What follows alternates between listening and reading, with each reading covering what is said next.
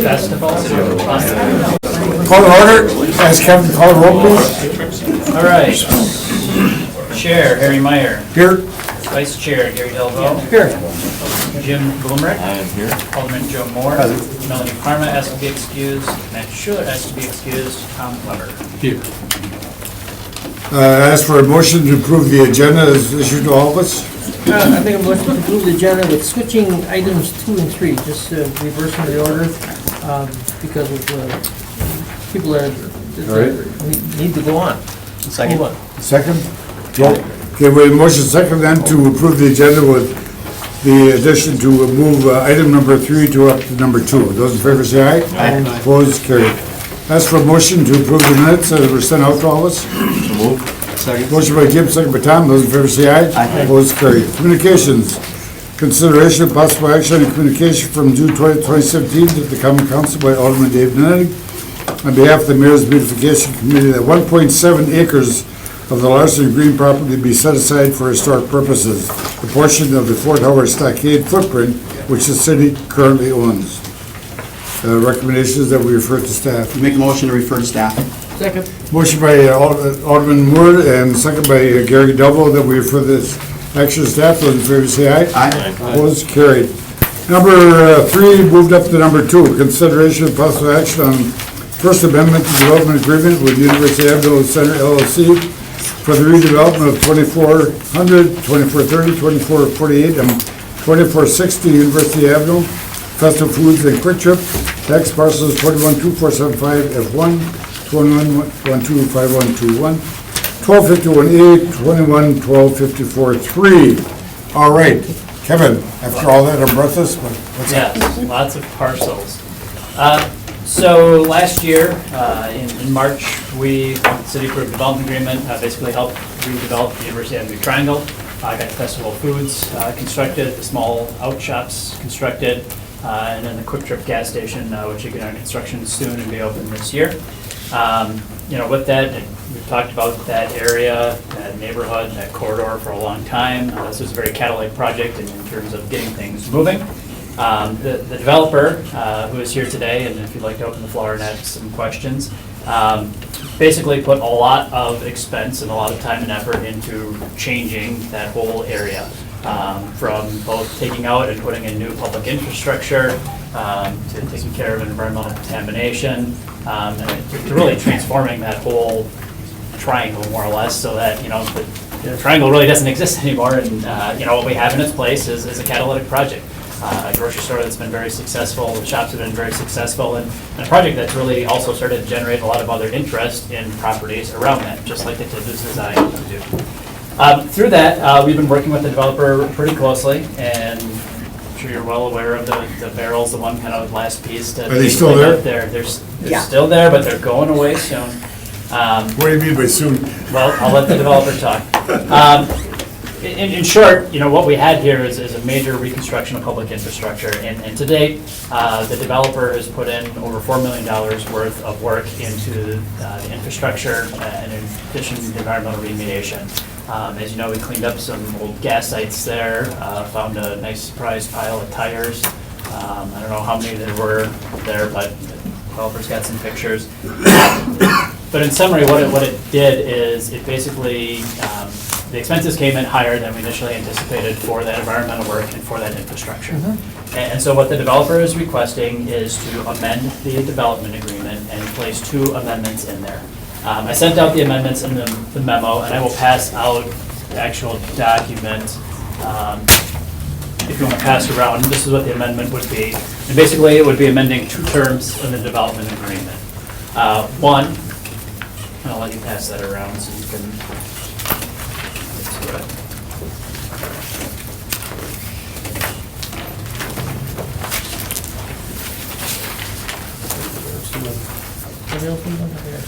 Got extra? What we got? So the first amendment is to change the tax incentive cap.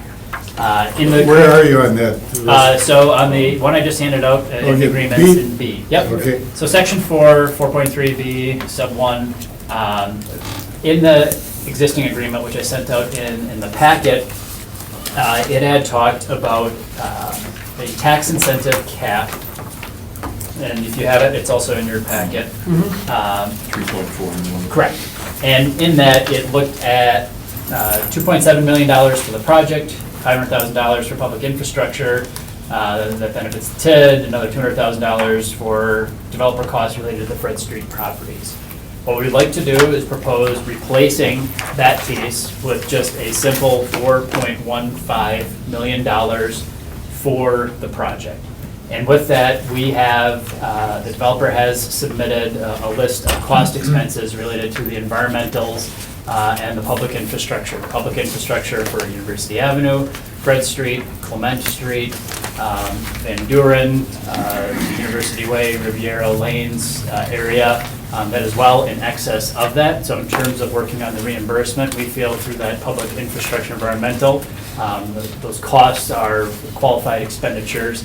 Our Public Works Director, Steve Grenier, is also here. We can talk a little bit more about the infrastructure. They went forward and did things that we as a city would otherwise would have done and assessed back to the property owner. I think in the interest of this particular development, the developer had an interest in expediting the project and in getting that store open, by the first of this year. And they succeeded in doing so, and I think that was very important for us in getting it done. And so that's why they took on the burden of doing all that public infrastructure. So with that, they'd like to be able to recoup their costs up to $4.15 million. And then the second would be looking at then amending in section 9, the 9.2 of the development agreement, which talks about the time frame. This is a pay-go TID, and what the request is to change the incentive payments. The time period right now, currently stated in the document, says that the payments will be made back for 15 years, but in no event after 2032. We would like to change that to expire upon termination of the TID. In order to be able to fully recoup that $4.15 million, they're going to need a few more years to pay that back. When would that be? The termination of the TID, let me pull it up, it's started in 2017, it's a 27-year TID, and that expires, after that, 2043. 2043? 2043. So 11 years. Correct.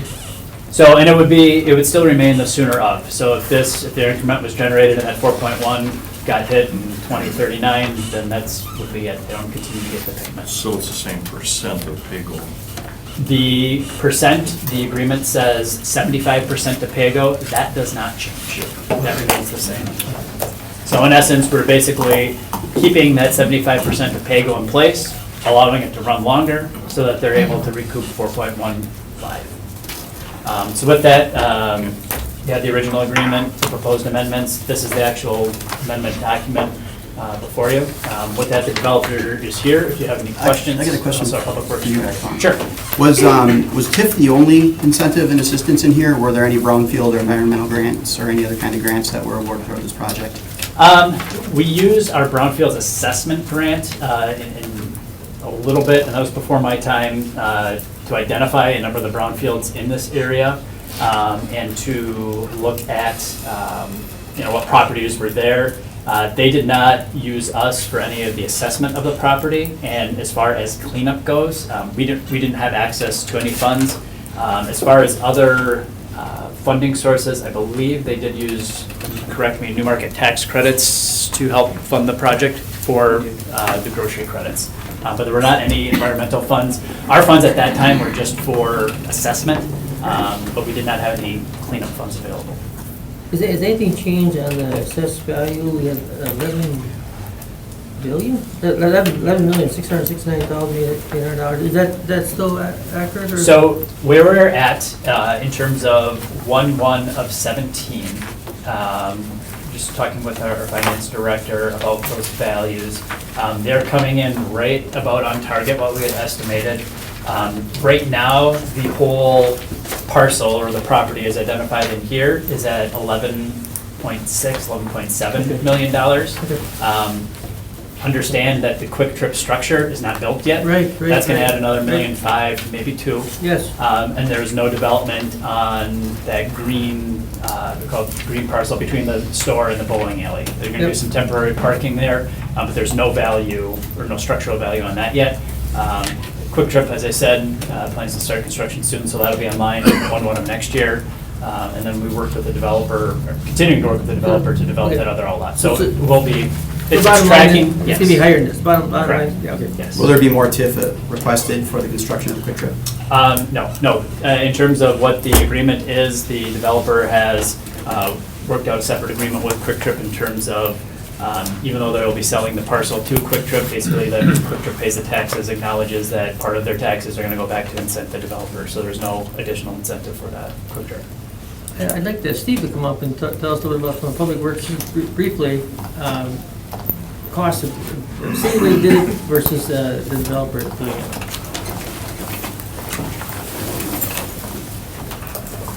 Sure, Gary, this is pretty straightforward.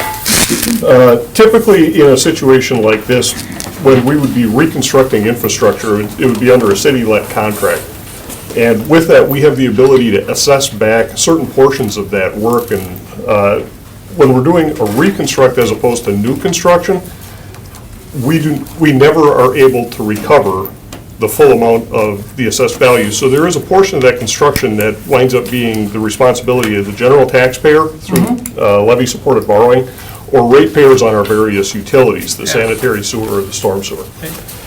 Taking a look at the infrastructure asset values that have been reported back to us by the developer, the net value of those infrastructure assets that would not otherwise be their responsibility. So the new traffic signals were deducted out because the only reason those signals went in were at that developer's request. Right. Similar water utility, because that's a PSC regulated utility, not a city utility, those costs would automatically be developers and not part of the city costs. So the current value of the improvements that the developer has installed at his cost is about $2.2 million. We would have been able to recover about $1.1 million through assessment. So there's about 1.1, just a little bit less than $1.1 million worth of public infrastructure that the developer has paid for. Their request to be reimbursed over time on a pay-go in the amount of $750,000, I think, is an equitable from a public works perspective. Very good, thank you. Steve, some time back you thought the barrels would be gone in May, now we're in mid-July. Any thought Again, that as it's gonna open up? Director Bonk indicated, that's a discussion if you want to open the floor and hear from the developer. Okay. You're so kind. Thanks, Steve. Chicken. I'll make a motion to open the floor. We have a motion to open the floor, second by Todd, those in favor say aye. Motion carried. Where's Todd?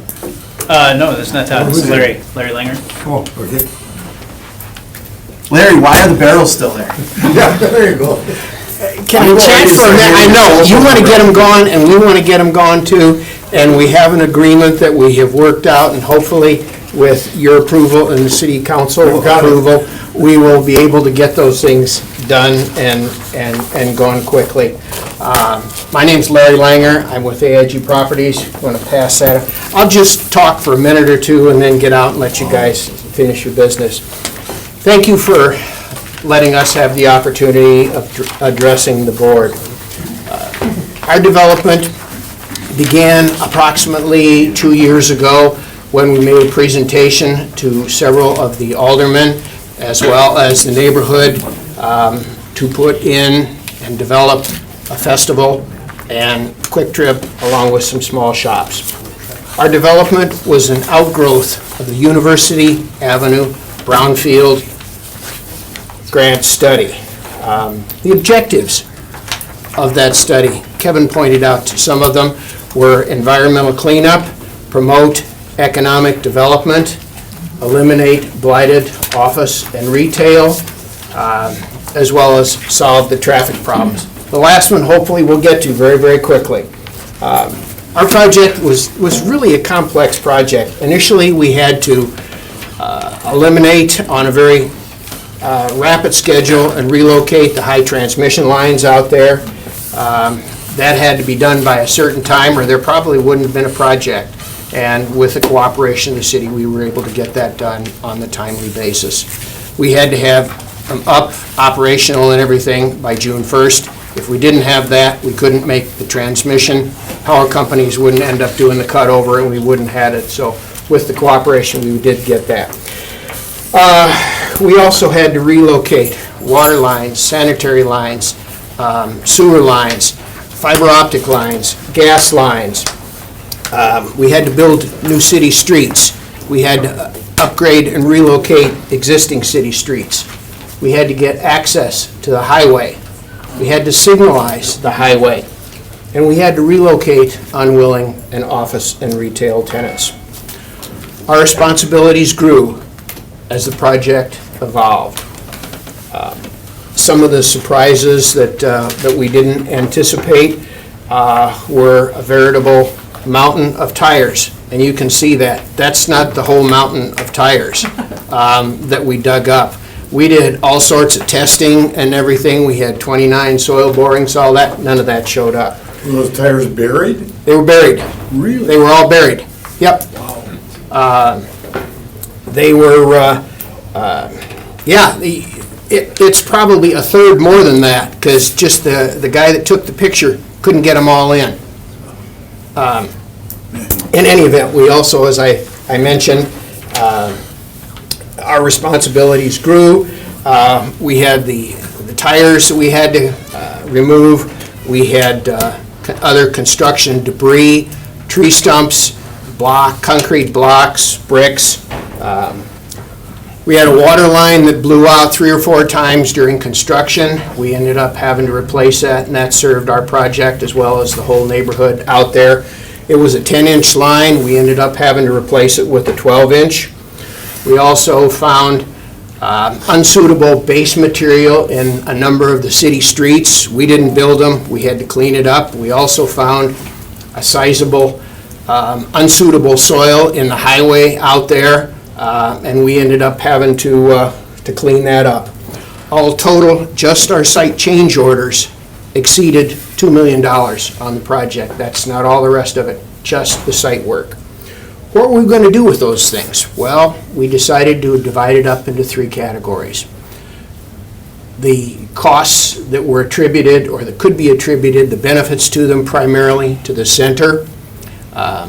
We had also a gray area, and then we also had an area that we felt that the city achieved the greatest benefit from them.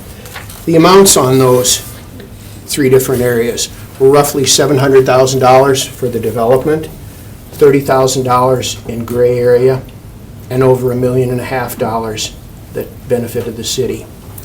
In that $1.5 million, there was also $285,000 included for reworking and repaving a complete University Way intersection.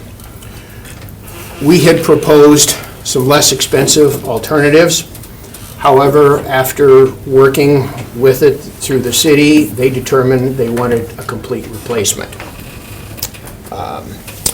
We had several meetings with some of the city personnel, and we ultimately arrived at a solution that Kevin read earlier about a $750,000 increase in the TIF, which represents half of the cost that was attributed to the city. We would receive the return of some of our deposits, and we would end up repaving the intersection. Again, subject to the approval of your board and the city council. In conclusion, we'd like to say that a number of these costs and everything were outside the scope of our responsibility. They were unforeseen at the time we put our budgets together, and they were unforeseen at the time that we had some of the TIF discussions. Yet we went ahead and completed the work, and we're asking now for roughly 50% reimbursement of the costs that benefit directly to the city. Any If questions? where all the barrels are lined up now, if that was done right the first time, how much of this money would be needed? The Or how much whole, of this money wouldn't be needed if that was done right the first time? well, the whole scope of the roadway project changed. Initially, University out there was a rural section. It was converted, and the city decided they wanted to have it an urban section. That changed a lot of the parameters, a lot of the things. I'm not an engineer, but some of the tangents, a lot of that stuff had to end up being redone when that determination was made. That also increased some of the rest of the cost and everything else. I really can't answer that question, Alderman Moore. I guess if the fact, I mean, if it's not done right, is it, I mean, who made the call to do it this way? Did the city make the call to do it this way? Because if not, then I don't think the city should pay for it. If the developer, if your subcontractors made the call to make it this way and throw all those barrels up for a year, then you should be going after the subcontractors to pay for it. If the DOT approved the plan, you should be going to the DOT to pay for The it. DOT, I mean, somebody approved it and then it was built and it was done wrong, so I don't, well, I'm not sure that it necessarily was done wrong.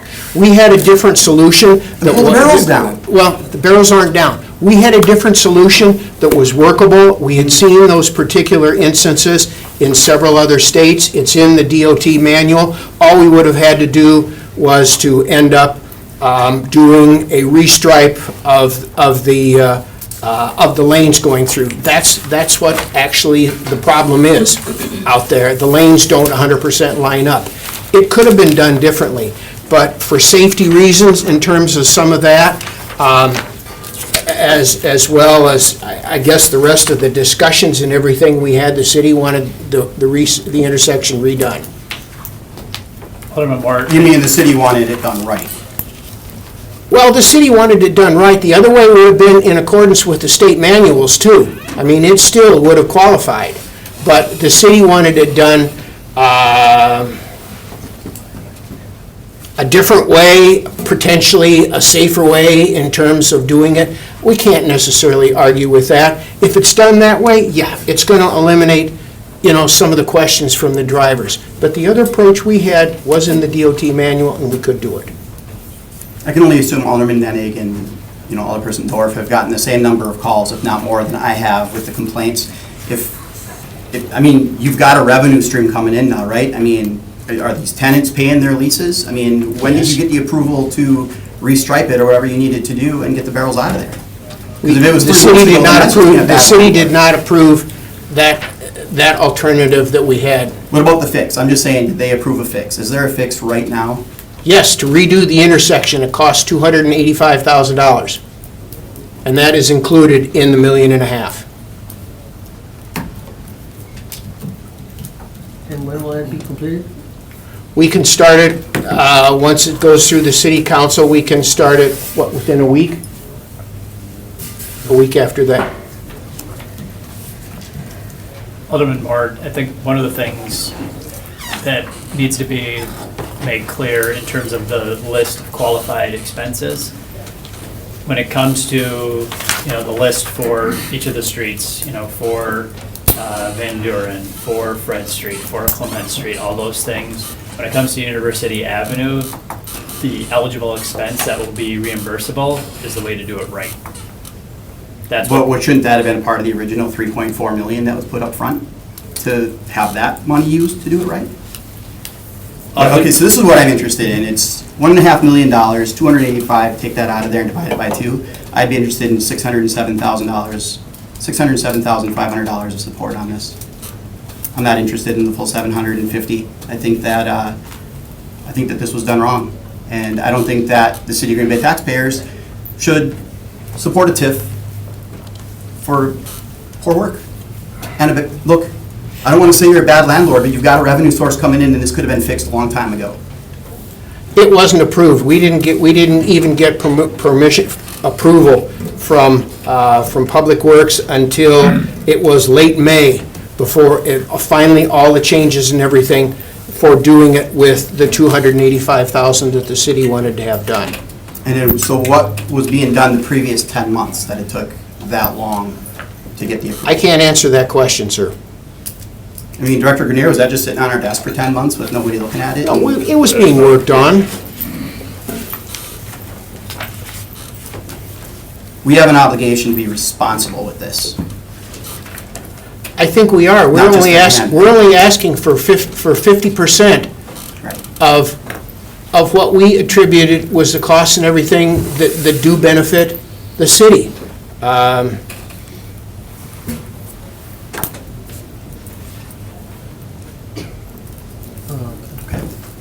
That's all I've got. Larry, could you just give us a little update on where you are right now with the project? Well, obviously, Festival's in, they've been in since Right. early December, they're in, they're open for business. We have 3 of the 5 small shops, at least 2 of the 3 of them are open. The third one is under its build-out and everything right now. We are having discussions right now with several more tenants that we expect that will end up moving in there shortly. And as Kevin pointed out, Festival will be temporarily using outlot number 4 for a period of time. But Quick Trip, I misspoke. Quick Trip is going to be starting construction this month, and they will be opening in November.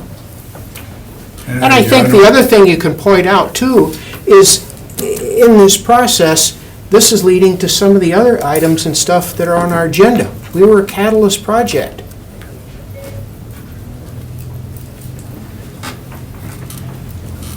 What about the raising of the existing buildings? I'm sorry, I don't know. What Some of about, those buildings are going to be torn down? ours already are. Ours are already down. They're all done. The stuff that we had is all done. We don't own any more property out there that hasn't been built, with the exception of lot number 4. We still don't know exactly, sir, what's going to be happening on that. But Quick Trip's lot has been cleared and everything, and they own the lot. Quick Trip owns it. We don't own that anymore. And I believe they have completed all their approval process within the city, I believe. I think they have it. As far as I know, they are going to be starting Good. this month. Good. Any other questions? Okay, thanks, Larry, appreciate it. Thank you. I make a motion to Well, Director Grenier. Okay. I think just a quick answer to Alderman Moore's question. Again, if we go back and we simply look at infrastructure costs, take everything else out of the equation, and let's for a moment make the assumption that the very first time that work on University Avenue was performed, that everything came out perfectly. Okay, so let's forget that work out there needs to be modified or taken up. That's what I did when I did my infrastructure asset values. They've constructed roughly $2.2 million worth of infrastructure. 1.1 million of that would have been passed on to the general taxpayer at large or ratepayers within our utilities. These folks are asking for $750,000 to be paid for through incremental taxes on this parcel and this parcel only, thereby saving that additional $1.1 million, and they're getting it at the tail end of the TIF. That's how I looked at it, and that's why I say from a public works perspective, we can support this $750,000 ask. 1.1 million would have been passed on to the property owner, who is the developer. No, because if we would have done this contract outside of a developer's agreement, it would have been led under a city contract. I only would have been able to pass on the $1.1 million worth of assessments, and the city and our ratepayers would have picked up the other 1.1. Okay, so that 1.1 that otherwise would have been passed off through levy-supported borrowing to the rest of the city taxpayers, 750 of that is what they're asking for back. As far as we're concerned from a public works perspective, simply looking at everything that we can accept at this point in time, it's a justifiable expense. And I will say that in 4 years of serving on INS and knowing Director Grenier over the last 5 years, that I would certainly trust when it comes to taxpayer dollars, who is a great steward of them, would be Director Grenier. I've definitely listened to the commiserating he has to do. So, okay, I'll agree with it, just based on Director Grenier, but this has to be a priority. I mean, those barrels have to come out. That's got to get done like yesterday. Make a motion to return regular business. Second? I'll second. Okay, motion by Gary, second by Joe, then return regular business. Those in favor say aye. Aye. Opposed, carried. All right, Gentlemen, you have two actions before you on this. I still have a lingering question here on the length of the TIF. Okay. Because if the $11.7 million excludes the Quick Trip, that's going to be about $1.5 million. If you take the mill rate with that combined value, 2032 almost gets us the full extra $750,000. Correct. So just. So the need, I'm questioning the need to extend the life of the TIF. So I ran just conservatively that the Quick Trip came in at 1.16 million. That is what some of the comps are. Yeah. It'll probably come in higher. But with that, it gives us 12.8 million. There's a base value of 9.7. So when this is all up and running, Yeah. we're generating about $278,000 a year in taxes. Okay. Take that out through 2043, and that's 4.2 million. So that's where we're hitting. Again, they develop Outlot 4, Quick Trip comes in higher. We'll probably end a few years earlier. And the language in the development agreement still reads that as soon as qualified expenditures are paid, it's done. So if it's before that, then it's done earlier. Are there any other businesses that are getting TIF incentive out of that district that might benefit from extending the TIF? Well, the next project on here, the JBS site, one of the things that we've worked with them, because of the improvements that were made to the traffic here, we've been able to handle the traffic impact for JBS internally and not had to go through, and we'll be able to work with those, basically the lights, the timing of the lights, and improvements that were made there that basically help JBS, and from them having to do some of that additional traffic impact work. So that is one spillover benefit we get. It's the only other one.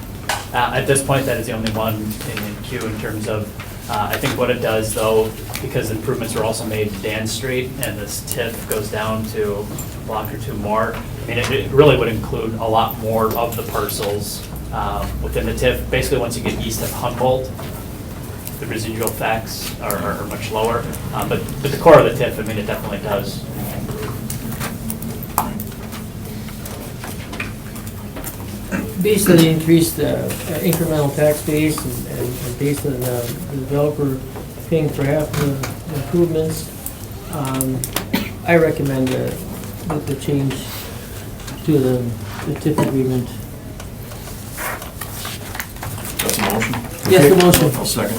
We have a motion by Gary, second by Jim, then to approve action on the First Amendment Development Agreement with the University Avenue Center LLC for the development of 4 sites on University Avenue. Those in favor say aye. Aye. Opposed, carried. Number 3, which is now number 2. Consideration with possible action on obligation of developer, e.g. concept plan, construction documents, development budget regarding the development agreement with TMD Properties LLC for the redevelopment of JBS Packland and Packing site at 2580 University Avenue, tax parcel 21301. Kevin? All right, so we have also staying in the University Avenue corridor and that TIP.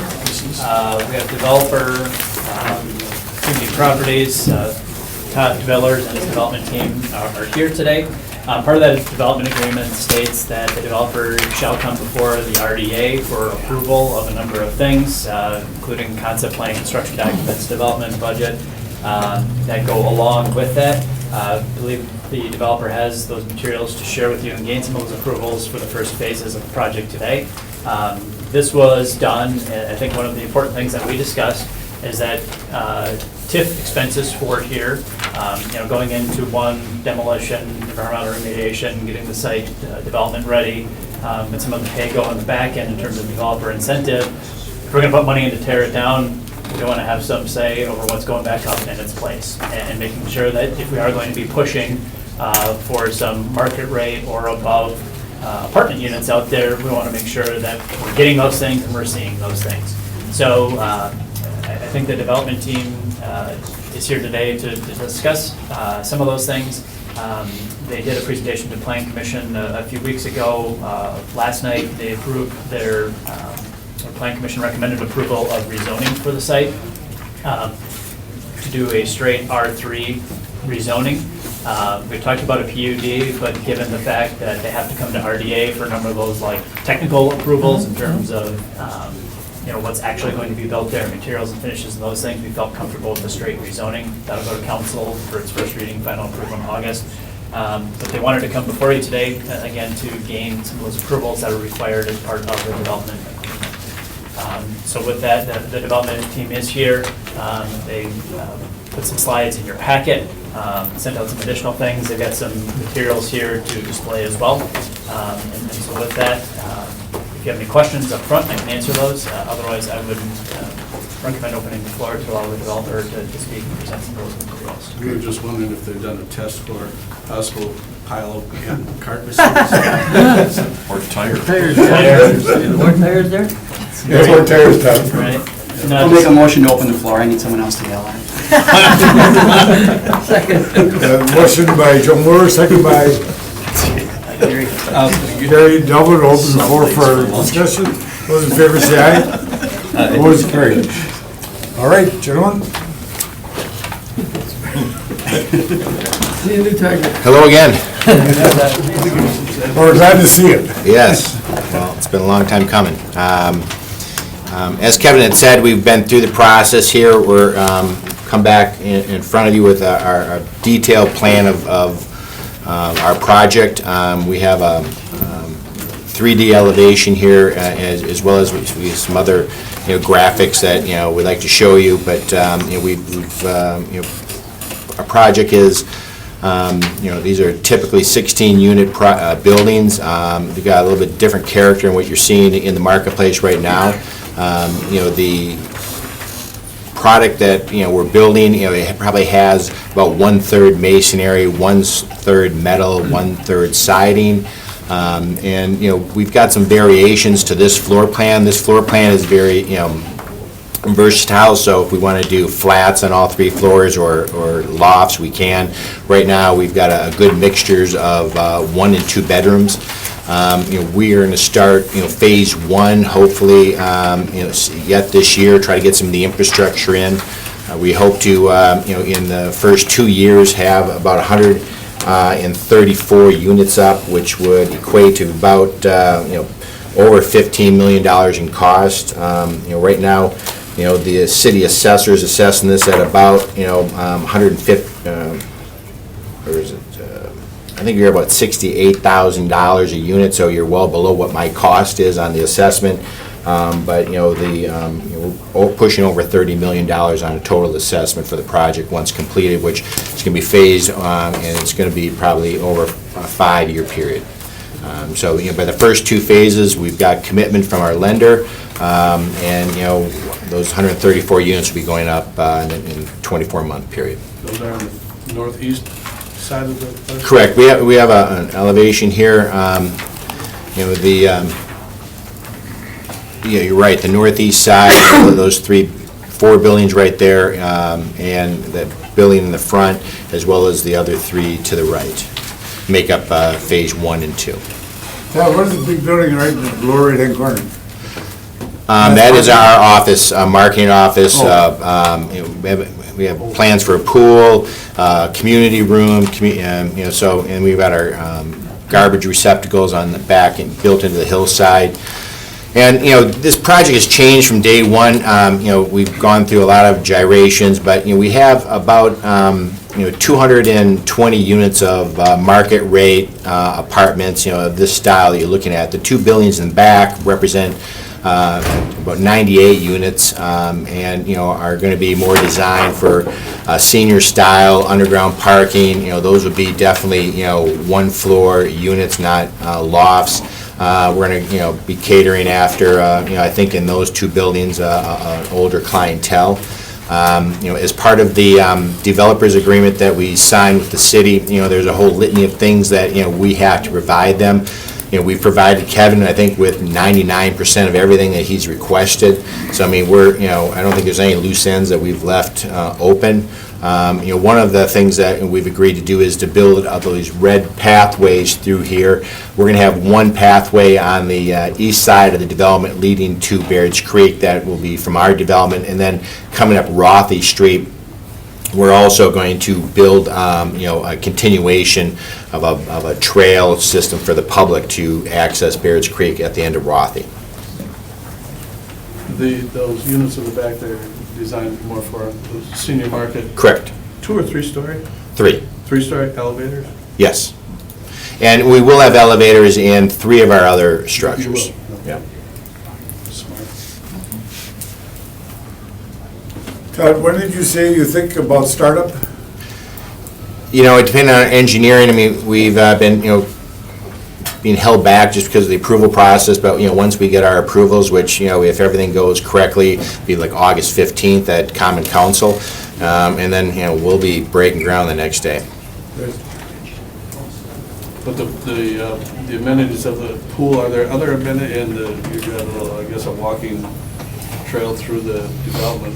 Are there other amenities that you're looking at putting in the development as a whole? Yeah, I mean, in the backside, we have Baird's Creek. We have, over 8 acres of, private land that, is going to be used for, we'll have some sitting areas and maybe some gazebos, some, athletic things for the runners or, Activity areas, bocce ball. Bocce ball, I've heard it's pretty big. pickleball. Pickleball is supposed to be pretty big, so, we have the scars to show. definitely, those are some things that, we have designed in here. We just haven't decided where to put them.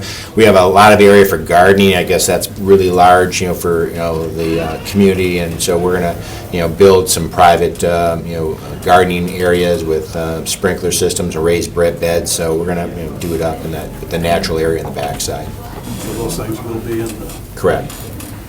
One of the things is on the back side, on the end of Rothy, we're gonna build our path, that, will access the end of our property. I don't technically have permission to continue that, path, through Baird's Creek to connect to your path. There is a path there right now that is used by the, that we're connecting to on our property. It's used by the mountain bikers. I don't think they are, want it paved.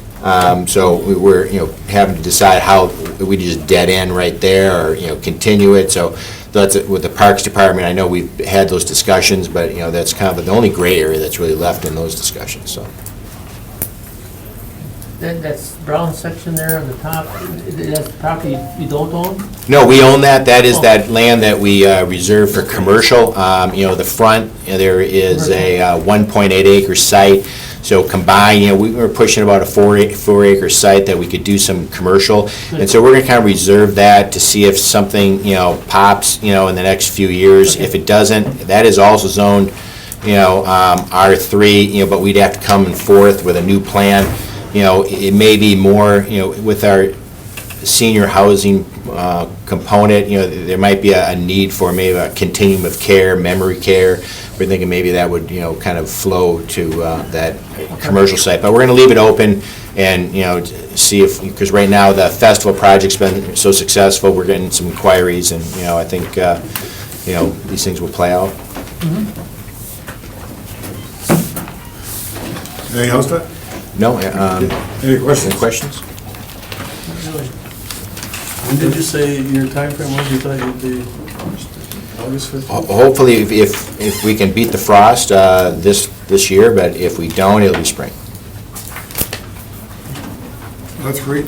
Because we can't, we want to get we're redoing Liebman Court, which is rebuilding that entire road, and that has to happen, or the new infrastructure has to be brought up from University Avenue. So, that's really the big thing that we have to beat the weather on. Have you taken down any of the structures on the hill? No, we've gutted them, but Yeah. we haven't taken them down. Okay. Are there any environmentals that you have not or need to do on this site? I'm sure there will. No, and we're moving forward with our asbestos abatement program has been Soil? completed. Soil, we've had phase 1, phase 2s, we have all our DNR approvals. And only, Okay. we have to take out the fuel tanks at the gas station, and that's underway here in the next month or so. So, we're just waiting on the final approval. All right, thanks, Todd. Thank you. Motion to return to regular business? So move. Joe, second by Jim, those in favor say aye. Aye. Opposed, carried. Okay, I ask for a motion then on number 2, consideration of possible action on the obligation of developer of the property at Packland site at 2580 University Avenue.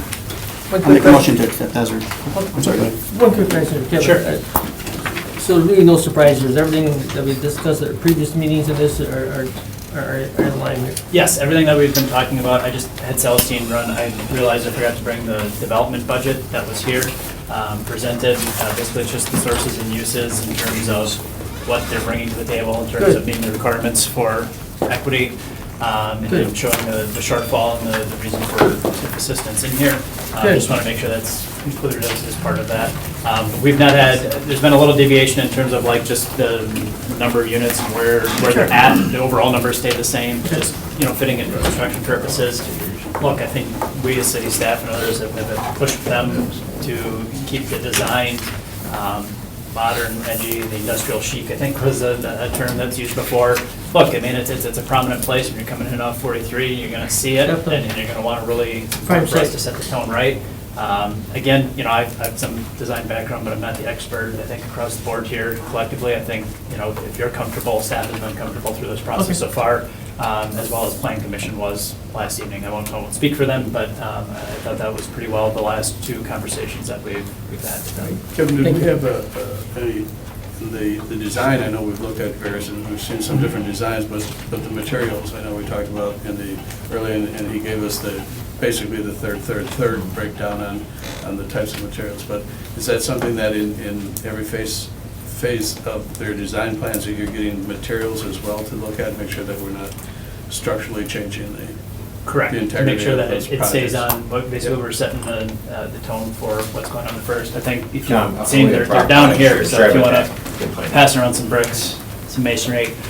Look, I don't want to be too bureaucratic and specifying like it has to be this size or these types of things. Our primary concern is, look, if this funding is going on for a period of 25, 30 years, those buildings need to last for at least that, and in terms of the materials that you're using here. And I think from my standpoint, it's again, less bureaucratic. We're not building it for us, but we were given a style, a design, and I just want to make sure that we stick with it. It's not like we've never had that promised us in the past and had it disappear over time, so. I will say that the senior housing, footprint, it's kind of on an angle now. It actually might be straight.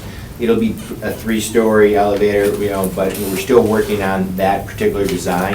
We've got someone who specializes in that world, and we just haven't figured it out yet. So if there's a change, it'll be to that building, but I'm sure it'll be to the quality of everything else in the product. The rest of the buildings we're trying, basically, they're meant to be the same in appearance, other than we're gonna use the metal facade to switch up colors, so that not every building is identical. So we'll change up the colors through the use of the metal facade. And then we have more of a burnished block that will also change up color. So we're gonna use those to sort of differentiate buildings by changing up the color a little bit. Other than that, we're gonna carry the same materials across from one building to the next, other than, like Todd said, on the more senior type part, we just don't have that completely designed yet, so it's difficult to say for sure how we'll do that, but, I mean, typically those buildings are, I'll say it will be at least of this caliber of an exterior, so. Yeah, I'd like to go there and remind Jim of the second home on Colorado. Right, as for a motion, Yeah, I'll make a motion to approve the allegations as presented. I'll second. okay, motion by Joe, second by Tom, those in favor say aye. Aye. Good job. Number 4, consideration of possible action on the First Amendment to the development agreement with GB Real Estate Investments LLC for a residential apartment project at 202 Cherry Street, condominium unit 1 and 2. Kevin? Thanks. All right, so in your packet memo, we approved also last year, construction project, looking at building about 72 residential units on top of Cherry Street. We've been working with the developer for quite some time before that, through that, working out some of the logistics. In terms of timing of the project and scope of the project, as it's evolved, as you know, we've had some changes in the construction market and then a little bit residential market. In short, we did not get this project going this year. And what the developer would like to do is come in two things. One, asked for an extension of the development agreement. So in section 4, where it talks about obligations, they would like to push back those dates by a year. When What does the was- agreement expire, Kevin? The last, kind of the drop dead date on here is that it said construction would commence by August. And so there were some things that, look, it's not going to happen. Right. The developer would like to maintain his security interest in the property by having a development agreement. The developer is here today and would like to discuss, I guess, maybe a little bit of the context of the situation, but also some potential ideas for moving forward and which might change the scope of the project. Discuss a little bit internally if the scope does vary from what was presented here. If it varies a little bit, it may just be another amendment, but if it varies more differently, then we'll come back through with a new development agreement.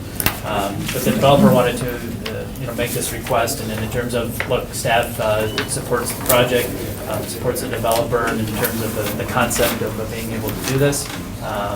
So developer Garrett Brader is here, if you'd like to discuss some of that, and staff can answer any other questions about this Right. extension or modification. Make a motion to suspend rules for interested parties to speak. Okay, we have a motion by Tom to open, I'll second. and second by Gary to open the meeting for public discussion. Those in favor say aye. Aye. Opposed, carried. Bert, you're up. Good afternoon, Garrett Bader, 300 North Van Buren Street. As Kevin said, the request today quite simply is to extend the time. The project is evolving, and the plan would be to be back in front of you sometime later this fall, once more pieces are falling into place. But some interesting things are happening, and I can guarantee construction won't start by August 1st, but we'll need more time for that. But construction will begin at some date in the future. Well, from your mouth to God's ears, Tom, I hope so.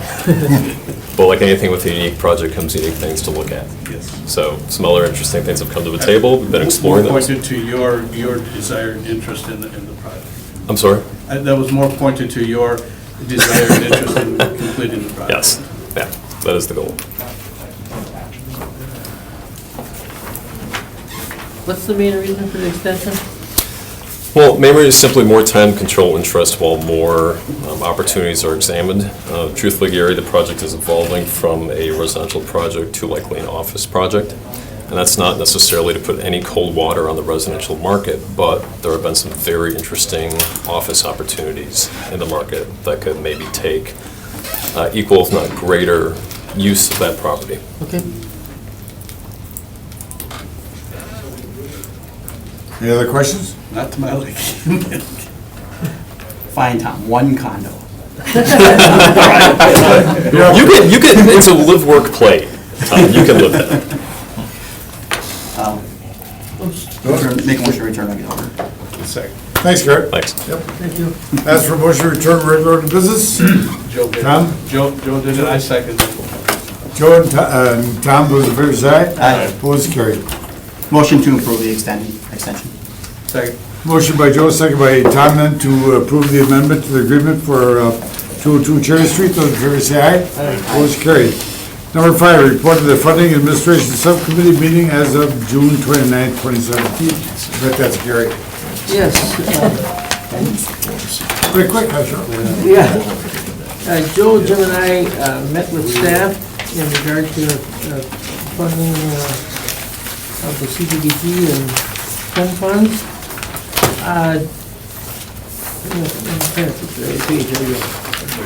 There we go. I guess to me, one of the key things is that, there's outside requests for funds, but staff went through a very detailed scoring technique, using, evaluating each one of the requests, and it was pretty clear what the standout projects were. We tweaked it a little bit, made a couple changes, but I thought staff, Krista, where is she? She's not here, but She's not here, okay. She did a great job. Anyway, bottom line is, we had a lot of input from the audience, good discussion, and this is our final recommendation. This is the subcommittee's final recommendation. Cheryl, what is the balance in that fund? What, is this year's or last year's or where? this is the annual action plan for this year's allocation funding that we're getting for the Okay. federal government. So those amounts are from CDBG, it's $927,456, and the home allocation is $384,000. $892. So we have to develop a plan for how we're gonna Right. spend that money. Do we know yet what's going to be happening with that program? For this year, this is what's gonna be happening now. No, Following, but isn't there a lot of talk in Congress right now about, Right. some talk about phasing it out entirely? But these funds are allocated. Yeah, this is what, Right. These are allocated. Oh, yeah, I know that, yeah, These are right, set yeah. for this year, but right. 18, who knows? Yeah. So anyway, bottom line, I make a motion to approve what the subcommittee recommends. Like I said, we had a lot of discussion about it and public input, and I think it's a good allocation of funds. Well, I'd just like to comment, I think the way you scale these things is really good, because Yes. it's really a very neutral way to do it, and I think it works out pretty good in the long run, so that's great. So we have a motion by Gary, second by Joe? Joe? Joe, was it fair say aye? Joe and Jim? Suppose we already did it once. Good. Number 6, consideration possible action to transfer $70,000 from 2016 CDBG eligible area project budget to the 2016 park projects budget to relocate the parking lot at Seymour Park and remove the existing parking lot at Seymour Park. This is me. Just make a note that number 6 and this is connected to number 9 that we'll get to later on as well. Our recommendation for number 9, that's the 300 South Ashland project. If we move money from that for community development block grant, that would open up funds to be able to do this. So that's why, those two are kind of connected. So we'll take number 6 and 9 then together. If you'd Yeah, like to. fine. So, this is in regards to the Seymour Park and moving the parking lot and parking structure, completely relocating that to a better location. So How will you access Seymour Park then with the change? Joe might be able to better. And then there's like, Yeah, Dan's actually here from Parks, but the point of this was really to avoid bonding for the change, because it does need to be made, and there was a request at council on bonding for this, and adding this to the bonding request. So, I mean, with the CDBG funds available and needing to expend those by a certain amount of time, it just made a lot of sense that we would is it moving use this parking in that closer to the eligible area. shelter? Yeah, currently the parking lot is accessed off of an alley and it's kind of hidden in the back. Right. That parking lot has a lot of drainage issues and crime issues. It was never any good. Yeah, so what we'd like to do is actually move it closer to the shelter and access a driveway off of the cul-de-sac. I believe it's on Oakland. Oh, So right off the cul-de-sac, come in and we'll put a That's smaller really better. 10-stall parking lot right by the shelter. good. All right. Motion? So moved. So you got 9? So we're gonna take- You're gonna Yeah. take 9, you say you're gonna take together? Yeah, Yeah. so, Make one. yeah, by doing that kind of opened up those funds to be available. So in regards to number 9, 300 South Ashland, at the last RDA meeting, you had said, we're looking at redeveloping that property. You had sent that back to us to take a look at because of the cost of the rehabilitation with that project being so high. So we looked at those. If you flip to number 9 in your packet, on the back side of that, the individual that we were working with, the remodel shop, we had to rerun those numbers and take some stuff out and change that. Cut the cost of that by $31,270.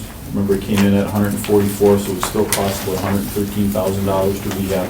So we looked at that option, as well as demoing the structure and selling the vacant land then for, maybe a single-family home.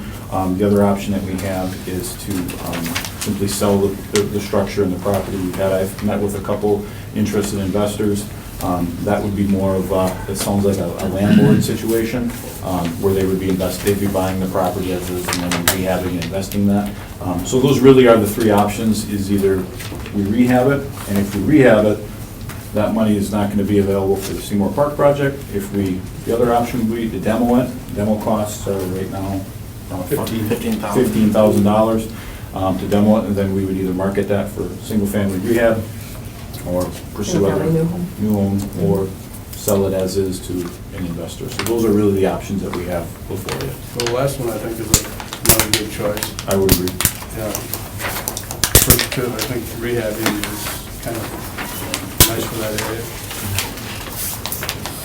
I mean, I don't have a problem with that. So that's kind of where we're at. It's like, if It's kind of, those two are connected depending on our block grant funding. Right. So if we rehab that one, we reallocated the money to do the Seymour Park project, so it's kind of a, which one are we, So your which direction your are we headed? recommendation is to raise it? Yeah, based on the cost, based on the feedback that we got from you at the last meeting, it's still a pretty extensive cost considering the comparables that are in the area. You know, depending on, that would be my recommendation, that we may have some disagreement with that, you know. What do you think internally, we're but- gonna, what's gonna go up there now? So do you matter? New homes in your neighborhood. New homes in your neighborhood. Probably the best use. Habitat would like that site. They would? Yeah. They've asked for it? Yep. I'll make a motion on item number 9 then to agree with staff on the recommendation to raise that property and then to allocate those funds to number 6 Right, we have a motion then. to relocate the parking lot. From Joe and a second from I'll give it. Gary to proceed with the proposal to demolish 300 South Ashland Avenue and then reallocate some of those funds for the change of the parking lot at Seymour Park. Those in favor say aye. Aye. Opposed, carried. Number 7, construction of possible action on roof and facade repairs for the property located at 227 East Walnut Street, 101 North Adams Street, 109 North Adams Street. Charles Schumacher Building. All right. So last month, we had talked about the Schauer and Schumacher building, and we requested that I get some estimates for what these repairs would cost, the Berner-Schober recommendations. And I put together some estimates here. You're looking at a total of about $115,000 to do the repairs as recommended by both Berner-Schober and then some of the other contractors that we've been talking to about the property.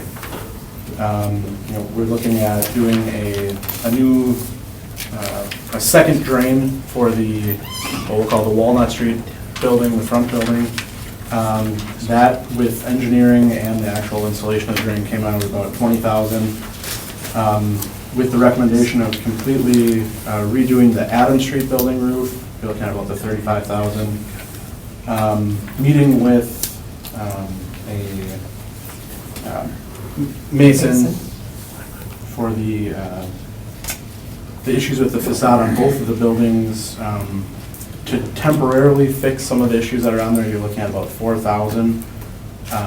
To do a full historic rehab on that building, the costs probably wouldn't fit into our budget right now. So with the $300,000 that we have. So that would be just temporarily pulling off some of the decorative bridge or keeping them somewhere for when we do go forward with something to. Some of them are loose, Right, so we want to secure them or remove them, just to make it safe. right. So that's more of a safety issue. Save them for the developer. Right. Correct, yep. And then another recommendation by the mason, one of the biggest issues with why we've had issues with the facade now is that there's no heat in the building. So to do a temporary heating unit, we're looking at about $42,000 to basically rent portable heaters to put into that building and keep it at about, Was there no furnace in there now? there's, well, it's there, but it's not functional. Not workable? So, no. Really? And it's cheaper, $42,000, put basically floor space heaters in than to finish the, or repair the central system? I think the issue we have with that is we don't know what developers are gonna do when they come in to put in the rest of their units, you know, so to add something, you know, it might go against whatever their plan is for that building, so, or they might be then redoing. I think he's referring to just repairing what's Just there. repairing what's Not there. putting in Oh. a permanent system, but repairing the system that's there. Gotcha. No, I don't believe that, I guess I didn't have the unit checked by anyone, but it's, I think that system has been underwater for Yeah. several times over the past few years, so it's, I think it's shot. So you'd be investing probably $100,000 into a unit at least to. Ken, if we did this, do you think it would rekindle interest by outside developers for this project, for this building? yeah, I think so. Like, would the Milwaukee people come back and take another look at it? I can't say Were that. these Yeah. conditions ever identified by the developers we've had in as to why they wouldn't move ahead on? That, I guess, I would not say, I think one of the things we've discussed is, what's tripping us up. I mean, we've been around the block a few times Yeah. Yes, on yes. this. I don't know if it's these per se. I think this is more from our ability to market it to the future developer or what's next. Again, I've said, we probably got 5 or 6 who have contacted us with interest, either myself or Ken or Matt or Wendy in our office. But we're not going to have, this won't be an option, again, if we let these maintenance things go for a few more years, then we're going to be talking about A, much more substantial repairs, or B, there's other things that are going to come because of primarily the water continuing to get in and then freezing in the basement. That is just destroying this place. And so I think if we're legitimately, and I know Commissioner Schuler is not here, if we're going to avoid tearing it down, I mean, we need to put some stopgap things in. We had a schlepper, I think his official title, come in this spring and schlep, which has gotten us through the summer, I think, much better. But again, we got to be preparing for hot tar. I don't know, I think it's a formal term, right? But if we're going to be ready to endure another winter, and look, I'm hopeful somebody will get in there and get repairing. I think one of the things that we were a little bit nervous about doing is doing something that a developer would undo. Yeah. And some of the developers that talked about putting on roof decks. Realizing now with the structural analysis from BSA, a roof deck is not possible without really kind of going through all the way to the foundation and doing reinforcement. So that's just going to make it really cost prohibitive for doing something. So now I don't feel as bad fixing the roof that's not going to get undone by a developer. And so it's something we don't want to spend money that, look, a developer's going to come in and be like, oh, I'm going to put this on top or add another story or do something else. Well, that's not going to happen. The buildings are going to stay at the same height, so we feel comfortable recommending moving ahead with repairs so that we don't have to undo it or somebody doesn't have to undo it in the future. So Kevin, I expect that you're recommending that we move ahead with this. Yes, I would. I think based on the price, I mean, we allocated $300,000. It looks like we're going to come in well below that. So I think I'm comfortable recommending, and again, Ken's been doing most of the work. Where's this money coming from? This was some block grant funding. There was a pool that we had held up in the revolving loan fund pool. Part of that money could have been used for historic rehabilitation and maintaining structural integrity. It was probably sometime this spring. We authorized moving that fund over to deal with Shower and Schumacher. I think once we are done with that, we have until November to spend those funds. If whatever we don't use, we'll put back in the revolving loan pool. Wendy's got a slew of applicants, and we can get that money out the door fast. So whatever we don't use will be put back to use that it originally used. Ken, this work could be done now before the next winter season. Correct, that's what It needs to be it done, needs to be done, right. Well, and just discussing it too, I think if we can keep the water from coming in, we put that drain and make the roof repairs, we may not need to heat it. That's something that's the best, resource, but it may that if we can keep the snow out and the water out, that we could do another year without having to heat it, so that would save us. And the main reason that this project is attraction is because it could have a historical tax credits. I mean, that's why we're trying to save this structure, because from a developer's perspective, it could have historical tax credits, and that makes the project happen. One other quick question. And it's a way cool building. Yeah, downtown. Yeah, right, I agree. And I'm not recommending this, but just curiosity, what would it take to demolish it and have a clean site? You don't know. I don't want, okay, I started out by saying I don't want to do that. Estimated about 120,000. Oh, okay. So you're about the same. Well, the same, all right. And you lose the whole historical tax credit Right. concept. Okay. I'm hopeful that this action, assuming it gets approved, will help attract a developer. Yeah. But just a harebrained idea, should it not attract a developer, I think it's still a building worth saving. And I think to what Howard had done with looking at developers to build an apartment complex, and they took it on themselves to do that and save some cost. I'm not saying this would necessarily save cost, but if we feel that building is worth saving, maybe we ought to look at doing it ourselves if some developer is not willing to. And we've had that discussion. We talked about Absolutely. Well, So good, Jim, I'm you make a not the motion? only harebrained one. Great minds think Lots of alike. harebrained. The motion, Jim? Yeah, then the motion, that motion to. Well, let's wait and see what No. You know, Best Yeah. case scenario is if we can find a developer. But it's I like a think motion to everybody say. agrees, we're just not gonna take that building Right. down.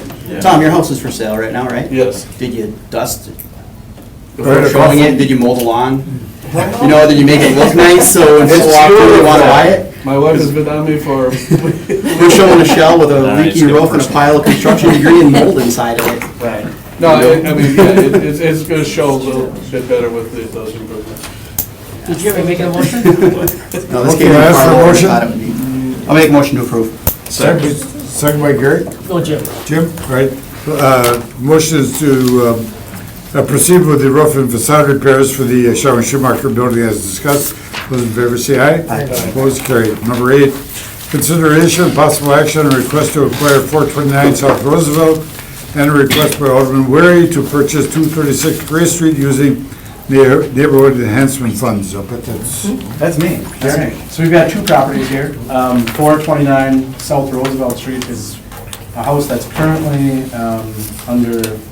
going through demolition through our inspection department. Wait, what does that mean, going through It's- demolition through the inspection? So, yeah. That shows it. So this is what we're looking at here. Oh my gosh. Whoa. So asbestos is actually being taken out today. We're finishing up today, and then demolition will begin hopefully by the end of the week here. Is that Paul done? That is, yes. He's pretty active out there. And so a representative from Freddie Mac actually called the city, reached out to us ahead of time because they will be foreclosing on the property, and they wanted to know if we would have interest in basically taking the property from them for the cost that they would incur from the demolition. So basically, we would be paying the demolition costs for the property, which is $14,595. So, we also have a lot right around the corner there on Chicago, and then the other, the 1100 block of Chicago we've been working in. So we've had a lot of success in that immediate area. So I think it'll be a pretty desirable property once we get it. So another harebrained idea, that sometimes the fire departments reach out for practice facilities. Do we go to them ever to see? They work with They actually- Kevin. Yeah. They called me this week too. The fire and the police department, actually. Yep. Can you get Tom's address? Check out my insurance. I've been inside this one, I don't think I would actually send anyone else. in there, so. But, All right. Yeah. That's for So motion? Well, that's the first one. Second property was a request from Alderman Weary for 236 Gray Street. This is right next to the Fifth Park and Resch Aquatic Center parking lot. Right there. Basically, the request on this one is that we know that there might be a future expansion of that parking lot, and this house would be needed. Is that home vacant now, or? It's currently for sale. Right, it was currently for sale, there is a tenant, however, the tenant is actually working with the current owner on purchasing another one of his properties. So once that property is finished, then they'll be moving into that. We don't want to move somebody out. Correct. Correct. So, but that's, yeah, we don't have to worry about that, because they'll be moving probably before we even have the acquisition finished on this one. So, a few things on it, if, there isn't an immediate need for that parking lot right now, we can hold it, possibly rent it out. Or, once Parks would need it, we could either just demolish it at that point or move it to, we have another lot right around the corner on 1064 Shawano. That, with then some exterior renovations, we could basically move it over there and put it back on the market and pretty much recoup all of our costs on it, so. Ken, do you know that parking lot is, like on a hot day, overused? Could they handle all the vehicles parking there? Or? That I don't know. Yeah. Way overflow. There's- Even Reed Street is like parking by permit only yeah. because of the overflow. It's, Yeah, that needs to be a larger Yeah. space. The interior is in pretty good shape, or? Yeah. It'd be worth moving in other words. Right, yeah, the current landlord actually has done quite a bit of work on the interior of this property, so, yeah, it's in It's in pretty good shape then. Right, And 79.9 is acceptable I would believe so, yeah, for Look at that property. that property, yeah, so. Great. Parks Especially is if we can looking move to it. expand the lot? Yeah, at some point, we'd like to expand it. There is definitely a shortage of parking there. At that point, we might, kind of, our thought is we get it now while the owner is Right. willing to sell it. Yeah. to us, Oh, yeah, rather that's than good. have to go after later when we do need it, so. Okay, I'll ask for a motion. I'll make a motion to approve the acquisition of 429 South Roosevelt for $14,595 and to approve the purchase of 236 Gracie for $79,900 using neighborhood enhancement funds. Second. A motion by Gary, second by Joe. Those in favor say aye. Aye. Opposed, carried. Number 10, consideration possible action to award a contract to Green Bay area builders for the redevelopment of 435 New Wall Street using CDBG funds. This is another community development block grant, rehabilitation. That's the home right there. This was part of the acquisition that we acquired, so the cost for this one was considerably less. Was this one of the tax?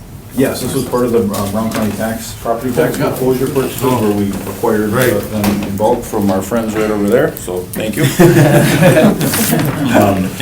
He smiles now. Keep it up, Troy. Back on the tax It's roll. coming here to see how government works.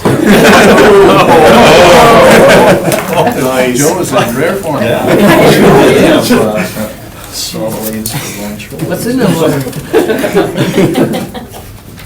So Kevin King wrote up some specs on that, sent it out to bid, and Green Bay area builders came in at the lowest price of $90,298 to renovate, rehab that property and sell it to single-family homeowner.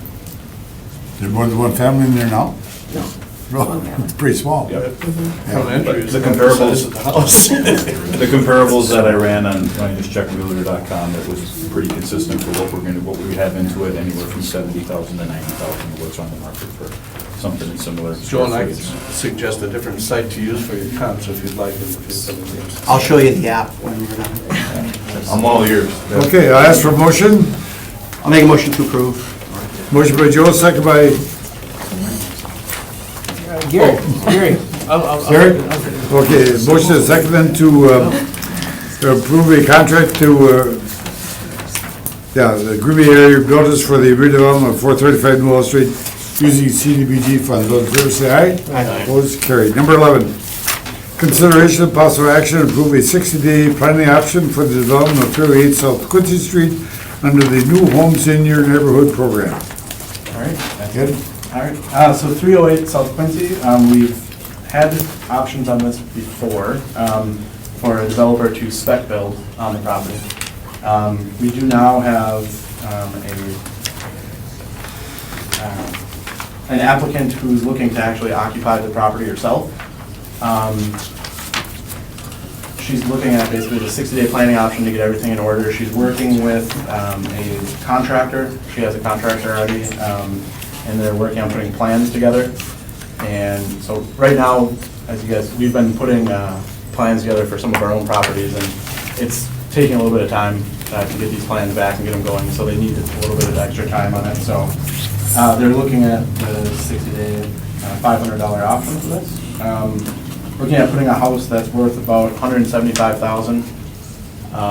Based on their preliminary sketches that they've provided us, they're fully aware of the requirements to match the neighborhood and to put a house there that, fits.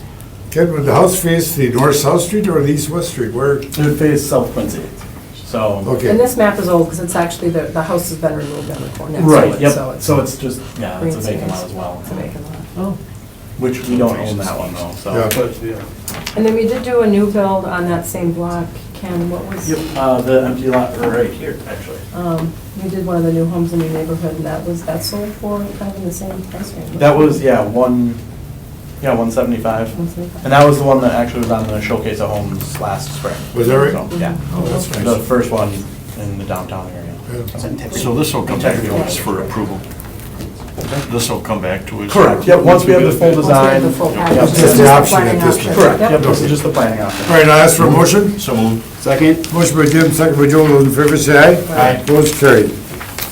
Number 12, consideration of possible action to execute a lease agreement with the Green Bay Bicycle Collective for the use of 418 4th Street. What is that? That's me as well. So the Green Bay Bicycle Collective is looking We had those. to create a community bicycle shop and community gathering center, utilizing our garage that we own on the, on 400 block of 4th Street. Currently, we maintain this property, and it's used as some temporary storage for some flooring and some other items we've pulled out of other demoed properties. What they would be looking to do, like I said, basically a community center to do some events and some programs, such as they're doing an Earn a Bike program, which, and actually Heather Gentry from the Green Bay Bicycle Collective is here if you want to hear more about what their programs are aiming for. But basically, we're looking at, the first term would start as soon as we execute the lease until December 2018. And then... 18? Correct, yeah, so a year and a half. And then after that, we'd be able to renew it. They would be managing basically that property. We would still have maintenance on the other properties that we own around there, but they would at least be taking care of that parking lot, for maintenance, snow removal, lawn mowing. Lease would include all the standard hold harmless language. Correct. Yep, and we've been working with Colleen down in risk management to make sure we have all the right insurance in order. Yeah, so I guess if you did have further questions about their programs or anything. So they're not gonna do anything to the building as far as improving it out? They will be, yeah, they will be looking, there'll be signage on the building, and looking to make it look a little nicer too, painting it, maybe some artwork. What was the term of the lease that you were proposing?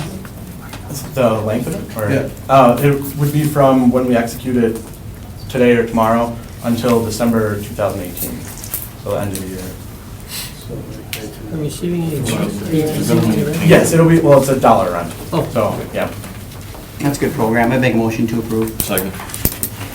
Motion by Joe, second by Jim, then to proceed with the lease agreement of the Green Bay Bicycle Collective for the use of 418 4th Street. Those in favor say aye. All those carried. I'd like motion on the action on the acceptance of financial report and the check register as provided. So moved. Motion by Gary, second by Tom. Yeah, I didn't, yeah. Those in favor say aye. Aye. All those carried. For your name in here. So, Kevin? Director's report. Right. Actually, first item is for Ken showed today. Yeah. An update on 159 North Maple. Just a quick little update. So 159 North Maple, we had put it out for RFP. We ended up getting one proposal back. The numbers were a little bit higher than what we had been There's one in the corner. Correct, Yeah. yeah. And the ask for the grant was just a little bit high. That developer has, in their proposal, had said that they would work with us if we did want to go a different direction, if none of the other proposals were selected. So we're going to kind of go back to the drawing board with how we're going to go about getting some funding for this property. So we're going to come up with a strategy of how maybe we can get some lenders or some on board with maybe funding some of the project. So another positive note with the property, though, we did go forward with some landscaping. And we do have the banner up now. So it's been, I know we've had, when our landscapers were there, some neighbors walking through and just thanking us for cleaning up that corner already. So it's already, the community's noticing already, so. Still convinced it's savable? Oh, yeah. Yes, definitely. Okay. Yep. I'm not as convinced as you are, but trying you guys are experts. Okay. So. Good. The goblin's been thrown. Thanks. It's too cool of a house to let It is, go, cool, so, yeah, I understand that. I understand. There's a lot of work to be done. Oh, what I know. But you're right. But that's what we're here for, right? Yeah, exactly. So the next item is, Kevin, update on negotiations for the room tax agreements. And Kevin, before you start, I'd like to just make one comment or two. Sure. I want everybody here to know and understand that we have no thought about scuttling this project, that from the standpoint of the RDA, we're 100% behind the county project to enact the half-cent sales tax in January.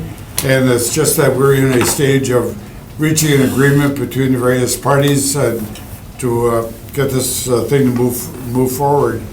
And the thought that I had is, that I've talked with a few people about that, is that because of the complexity of this project, that we would call a special meeting within the next few days to spend more time discussing it. And that's where it is right now. You're speaking for everybody on the RDA? Or are you speaking for everybody on the RDA, or are you speaking for yourself? No, I'm speaking for myself. Okay. But I understand how you are, Joe. Next up, please. You're not going to scuttle, Joe. Could you pull up, I've got one slide, should be 14.2, it might be a different in the folder. So look, so as you're aware, as Chair had mentioned, county has proposed new 0.5% sales tax. Contingency of the proposal, there were two things on that sales tax. One was about renegotiating a management contract with PMI, and then there was another one that some amendments to the room tax agreements were made. You can go back to the beginning before that. Thanks. Sorry. And then, so what we have is on June 20th, the City Council approved a resolution making changes to the pledge and security agreement and the cooperation agreement.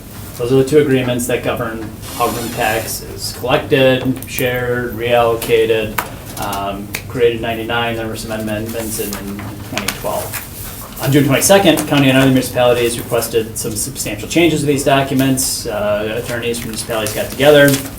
Changes were made, substantive enough that they must become before a council again.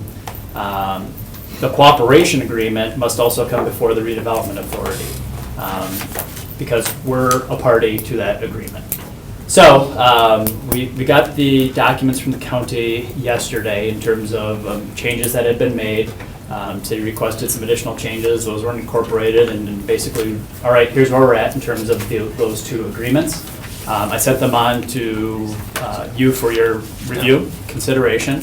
I think as Chair Meyer had stated, given the complexity and then the substantial nature of the finances that we're dealing with, didn't feel it was appropriate for a vote today, but to discuss, ask questions, if you want to go into further detail.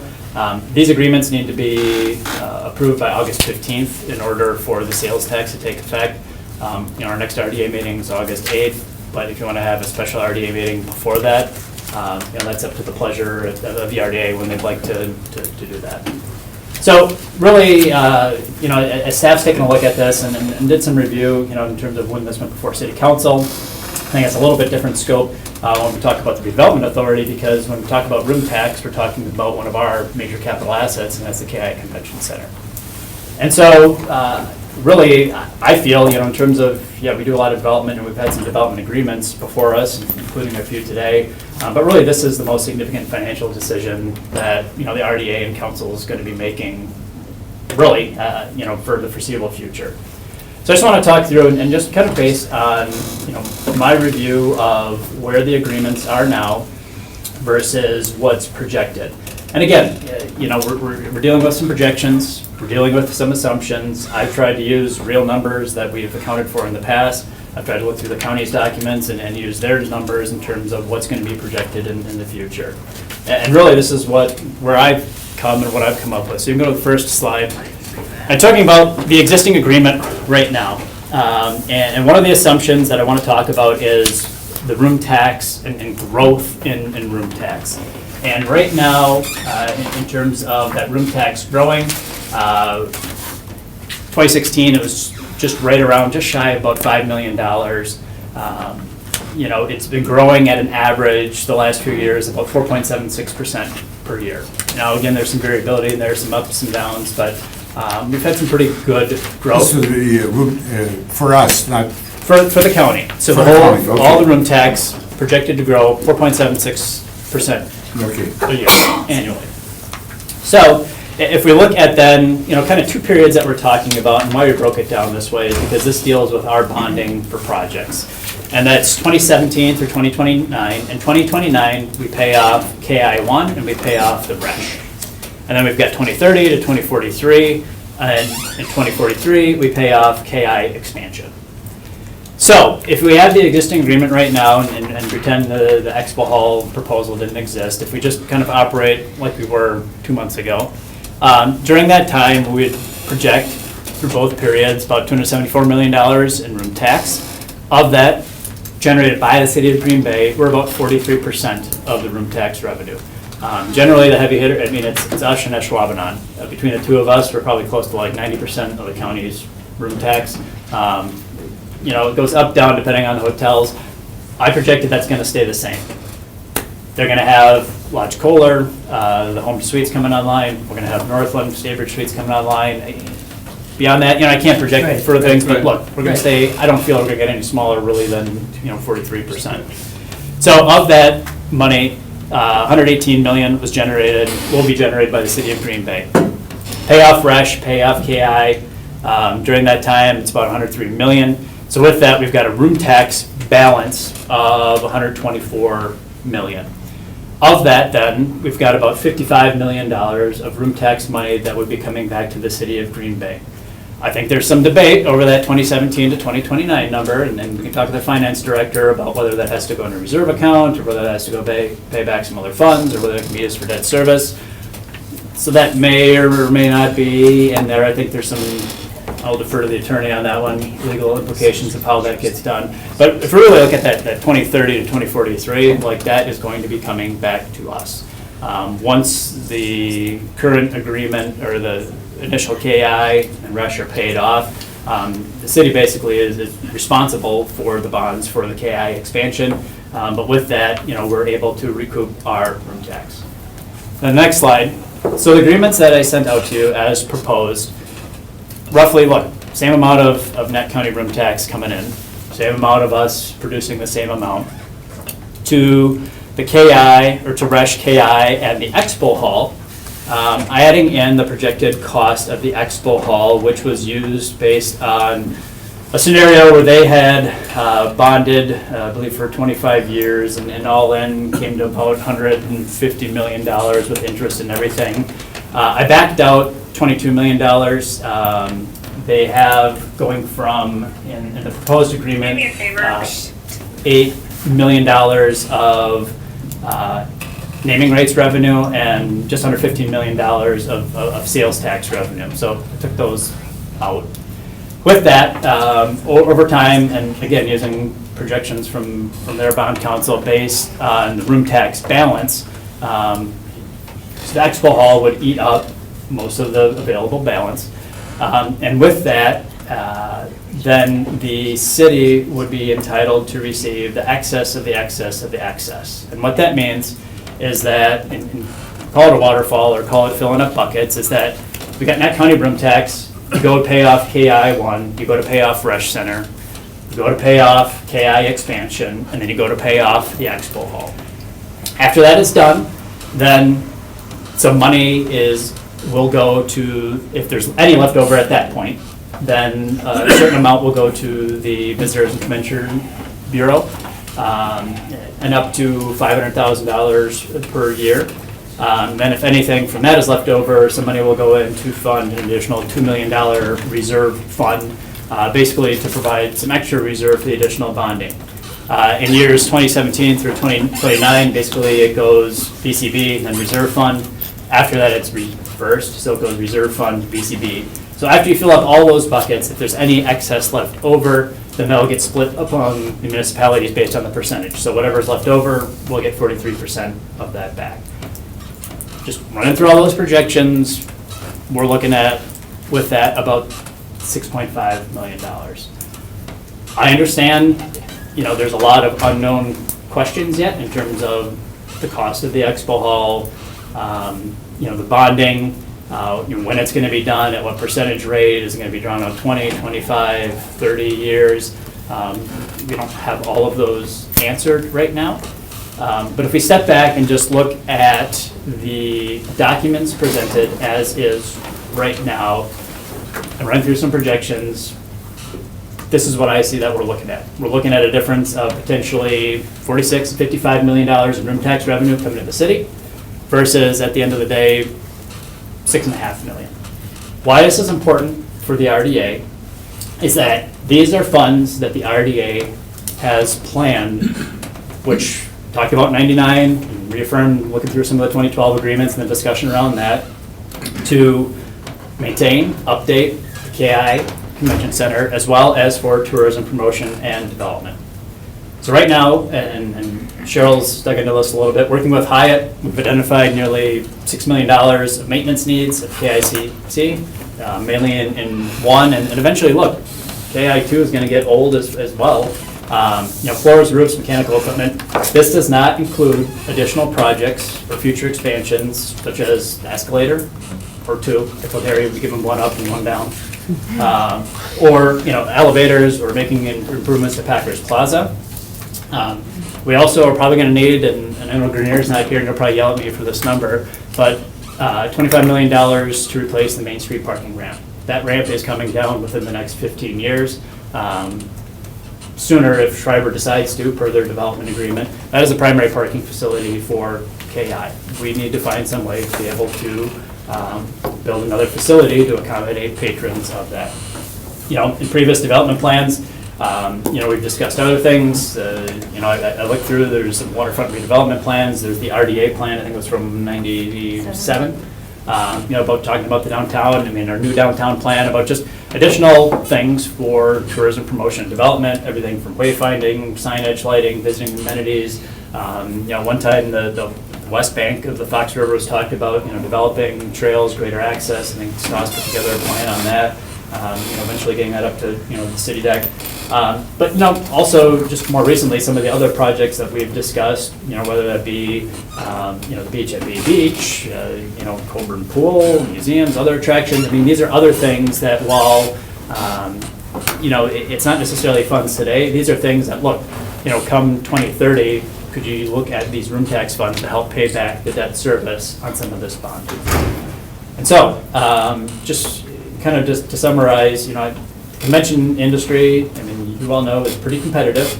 Event planners, really looking to make sure facilities and their environs have most updated, up-to-date amenities. And we need to make sure, for the RDA's sake, that the KI remains competitive. And the agreements that are presented, as is before us right now, I do not believe allow us to do that. So with that, I guess if you want to discuss a little bit more, or discuss how you'd like to handle the process of moving forward, about putting together a vote. That's why I put it on the agenda, because I feel with these discussions, it's important, to get, like Harry said, there's a lot of moving parts, and it's important to get those things Yep. on the table. All right, we've got a couple of questions. Sure. What is being done with the current revenue from the KI? Where does that money go? So the current revenue that's in the room tax or the management agreement? People that come into the KI and they lease space, there must be a revenue that's flowing in. And how is that revenue spent? Correct. So, pull up the management agreement. Right now, our management agreement between the RDA and Hyatt as the manager, actually they're the sublease, we go through the city just for money, but nonetheless, Hyatt manages it. They're required to put the first, 350? 250? I'm gonna pull up the agreement, of their revenues into our maintenance fund. And after that, then we look at how those revenues are also allocated in terms of responsibilities for fixtures, furnishings. Agreement right now is more or less anything under $5,000, they got to fix over there. Anything over that, they come to us asking for approval of doing things. Cheryl's position, since she came into it, I think she's been working with Christine, and you can discuss this a little bit more, a lot more closely, that, look, we are getting kind of old with KI1, and talking with her about, Christine, the manager over there, about, what's those long-term needs for upkeep, for keeping things competitive, and do we have enough in our pool right now in order to do so? I think one of the answers, that fund right now is about 1.4 million, and look at Stephanie, okay, of reserve in there, which would allow us to start to do, some smaller projects, but really doesn't account for, should anything major happen, like chillers on the roof or things like that. Look, you can defer carpet, tile, some of those things, and it'll get worn, but you can ride it out. But I think it was probably about a year and a half ago, look, we had to spend $15,000 to replace the elevator, or fix the elevator, because it broke down, you just can't not operate without that elevator. I don't know, Cheryl, if you wanted to elaborate a little bit more on just some of those. You had mentioned funds. $6 million, is that net of the $1.4 million in the fund? Well, it's over 25 years, we estimated about 6.7 that we would need to have to do kind of maintenance, major project. That doesn't include like the Packer Plaza or things that might make it more competitive. So the 1.4 would be the money we have in the pool right now. So you take that off, I guess. But I've actually been working on this, John Mueller from Public Works and I and the team at Hyatt have been working on this since March just because we wanted to have a capital improvement plan. A number of things are dated now, the old breakout section, and then the original KI. You know, the carpet needs to be replaced. If you've been in that older section for the farmer's market, you can see that the colors don't match with the new. It's worn, so that's one of the things that the Hyatt group is like, look, we're gonna need to replace this carpet. So we actually went out and did a tour of this like a month and a half ago and just listed all of the things that we need to be fixed. And then John and I sat down and kind of added just timeline things, like carpet, generally 10 years. Air handlers, we can spend money to retrofit them, but then in 10 years, we're gonna have to replace them. So we tried to back those up. That's where the 6.7 comes over the 25-year period.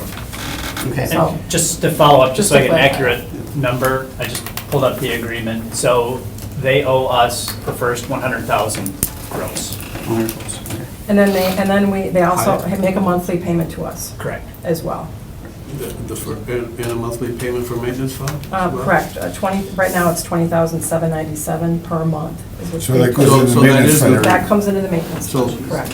So, okay, so that's about 300, with 350 that 250, was mentioned 249 earlier? Right. annually, yep. Okay. That's how it adds. That- That's how I it's just wondered if distributed. we also go from 350 to 100 and then. No, that's but it adds two a- parts. Yep. That's correct. All right, so I understand why the RDA should have some input on this, because it directly affects us, but anything we really vote on really doesn't have any bearing, right? I mean, isn't it the council, the other 6 municipalities in the county that have the say on the proposal? What is the RDA's role? Why is this before us? I understand we have the opportunity to ask our questions and speak out on it, but nothing we do is binding. So So having a special meeting in 3 days to take action really has no effect on anything, right? No. The RDA is not a party to the pledge agreement, so the city can pledge its funds. However, the cooperation agreement itself has to be approved by not only the municipalities, but also the Schwaben CDA and the Green Bay RDA, because they are parties to that cooperation agreement as well. On the cooperation agreement. And that's the one that it's contingent on with the room tax. Okay. I'm sorry, sales tax. Okay. A couple of things that have come up were providing money into a maintenance fund. Now, isn't it true that by state statute, that hotel room tax may not be used in a maintenance fund? So we have never actually advocated for a maintenance fund. We've always said a capital improvements fund. And I think there's been some question as to whether or not that's been that way. But no, we've been talking about a capital improvement fund. So we're talking about Packer Plaza, we're talking about the escalators, we're talking about. But we all all know, that you stuff. say tomato, I say tomato, we all know what it really is, it's a maintenance fund. So even though we're not calling it that, that's what it is. No, a maintenance fund is literally us doing these right here. It's us replacing the carpets, it's us making sure that the windows can still be seen through, it's us making sure that. Right, but I mean, when you start talking chillers and stuff, then where is that money going to come from? That's coming from the. Capital maintenance fund. improvements? No. When a big expense comes up, I thought that was the whole point of this, is that when a big expense comes up, we need to be able to have access to some of this money. So what we've been saying is that when a big expense comes up, we know that those funds are gone because they're used up. So we're already Sure. gonna have to go for them somewhere else. And then any improvements that we make to the area as well, as anything we try to do to increase the desirability of the facility, we have to go look for those funds as well. Okay. Well, you're looking for something that was passable. It was passed by the council 10-2 with the amendments that we proposed at the last council meeting. So now we're adding new amendments to that. The city is proposing new amendments to that. I don't think the city can have new amendments added to this after we already voted on it unless the mayor vetoed it or unless somebody from the council came through to reconsider their vote. I think that we can vote on any of the other amendments that the other municipalities wanted to put forward. But I think we kind of already made our decision, didn't we? For the city, sure, but for RDA, no, because RDA is a Okay. separate body. Okay. So we actually won't see this before the council again? We would bring it back to Other you than and the say- other municipalities' agreements, but not with the things that you're No. proposing now? RDAs would come back as well, because they're a separate entity. This all seems pretty jacked up. I think everybody's just getting played politics here. How so? How so? Yeah. Where's the mayor? Why isn't he sitting here to answer questions? Yeah, I mean. I mean, look, Alderman Zima gets called an obstructionist all the time. He gets told, you're not going to support it anyway, all the time. Sure. So this is just a way of staff and the RDA being used as a scapegoat, somebody else to point the finger at. That's what I see. And just with all due respect, I will say, in my professional opinion, regardless of what the mayor says, I would come to you and say this is a horrible deal for the city. I said that regardless of the Right. politics for the sales tax, and I will stand here and say that regardless of who was mayor, in my professional opinion, of representing the Redevelopment Authority and representing the residents of the city of Green Bay. Right. I live here, I'm a taxpayer, this is not a good deal for us. Non-compete. That's ridiculous. Do you think that New York had a big argument when the Mets wanted to come to town saying you can't compete with the Yankees? I mean, what kind of a city do we want to be? One that has options for people or one that doesn't? How many events are actually going to conflict? There is a fine line in the middle of events that could conflict on either side. But regardless, they're going to be staying in hotels in the Legends District. They're going to be staying in hotels downtown. I think that the non-compete is just an absolute ridiculous thing to throw out there. You start pulling options away from people. Look, more people go, we had, representatives from Festival Foods here tonight. More people go to Festival Foods than go to the little mom and pop Red Owl on 9th Street because there's way more options. So do we want to draw more people to our community? Or do we want them going to Appleton or somebody else because we can't agree on anything ourselves? We're not a community that people want to be in because we're constantly bickering and fighting with each other instead of getting behind something and moving it forward. There's being a savvy and good businessman, and then there's just being a jerk. I mean, what are we? What are we being here as Green Bay? Are we being savvy businessmen, or are we just like jerking things around here? Because if the council already voted on this and passed it 10-2 with the amendments that were presented that night, why are we going to see documents with more amendments that the city is proposing? And everybody keeps coming out saying, well, the city thinks this, the city thinks this, the city thinks this. But it's all coming out of one or two mouths in the mayor's office. It's not coming from the council. It's not coming from the representatives of the city. So I don't know. Sure. It's really frustrated that this thing keeps coming forward here, and we're kicking the can down the road, and it's delay tactics until everything's got to be put off for another year. So the cooperation agreement comes here to RDA, and look, I'll speak today in terms of RDA, and where I look at RDA, I do look at competition, because we have money in a physical asset over there. Maybe the city, it's a little bit different, because Legends District, downtown, all over, I mean, that's the city. But the RDA's name is attached to that asset.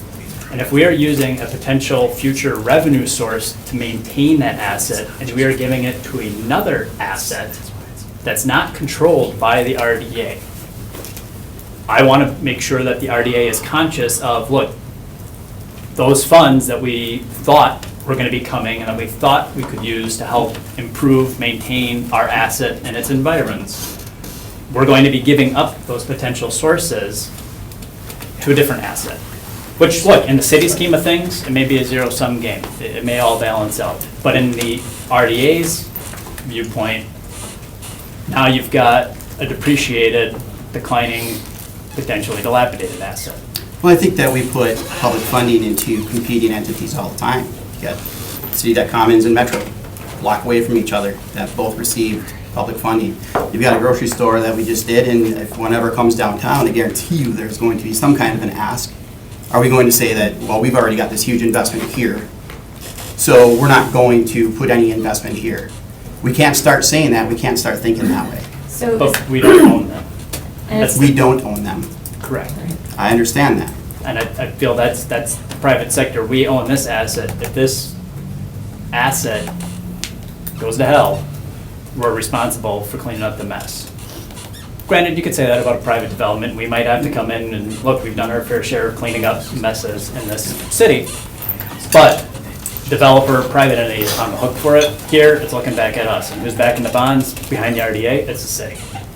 And that's where I look at that. And as far as the non-compete goes, we've actually made pretty good headway with the Shawabonot and the county this morning as far as what it's going to look like. We're not trying to say that they can't compete with each other. We're trying to say that they're not going to poach. The intent, and even bond counsel for the county acknowledged that, yes, we should not have facilities that the only ones who are going to benefit are the vendors because we're driving down the prices on each other. And so we're trying to acknowledge those issues, and really we're trying to create a definition which separates what they're intended to do. Because I don't think anybody intends for these to compete, but we should address that now, especially because we don't have a design for this project yet. So then, isn't that kind of getting kind of close to antitrust here? Saying you charge this and I'll charge this? No? I'm going to jump on Joe's side with the non-compete, though. I think there's inherently some philosophical, if not other issues with the non-compete. I think if we stand back, that just adds mud to the water and makes it, I think, a little bit less palatable. And eventually, you're going to establish the, I think, the view from the people who want to come to an expo center, people who want to come to a convention center, that but we always hear these these issues that are going on with the county and with the city, et cetera.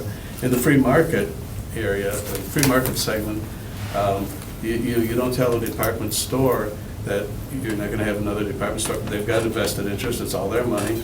And if one wants to go across the street, that just will make, I just believe fundamentally that the competition for those dollars, for those customers, will make you better, period. It's nice to, it's nice to protect yourself, but it just, typically, I've never seen it work in the free market. I don't think we're going to see it work in the government. And then enforceability. How do you, philosophically, you sit down and discuss and say, what's your intention of the expo center? And by definition, I think an expo center has substantial differences and is built and designed to handle a different type of clientele and different service than is, of course, the convention center. So I just get squeamish with non-competes. I really get squeamish with them. Go ahead, Joe. Joe, I do want to take the issue is defining it. I was done. It didn't sound like non-compete, what you were talking about. You were talking like there's an agreement on. Is that what you're calling it? You're not calling it non-compete. We put some non-compete language, or we proposed some non-compete language against this, all just still being negotiated. You guys make the final decision as to what you guys want to approve. This is us just writing recommendations. Right. But what we are proposing is that it not be operated in direct competition with the KI. Direct competition, that's it. We're not saying that they can't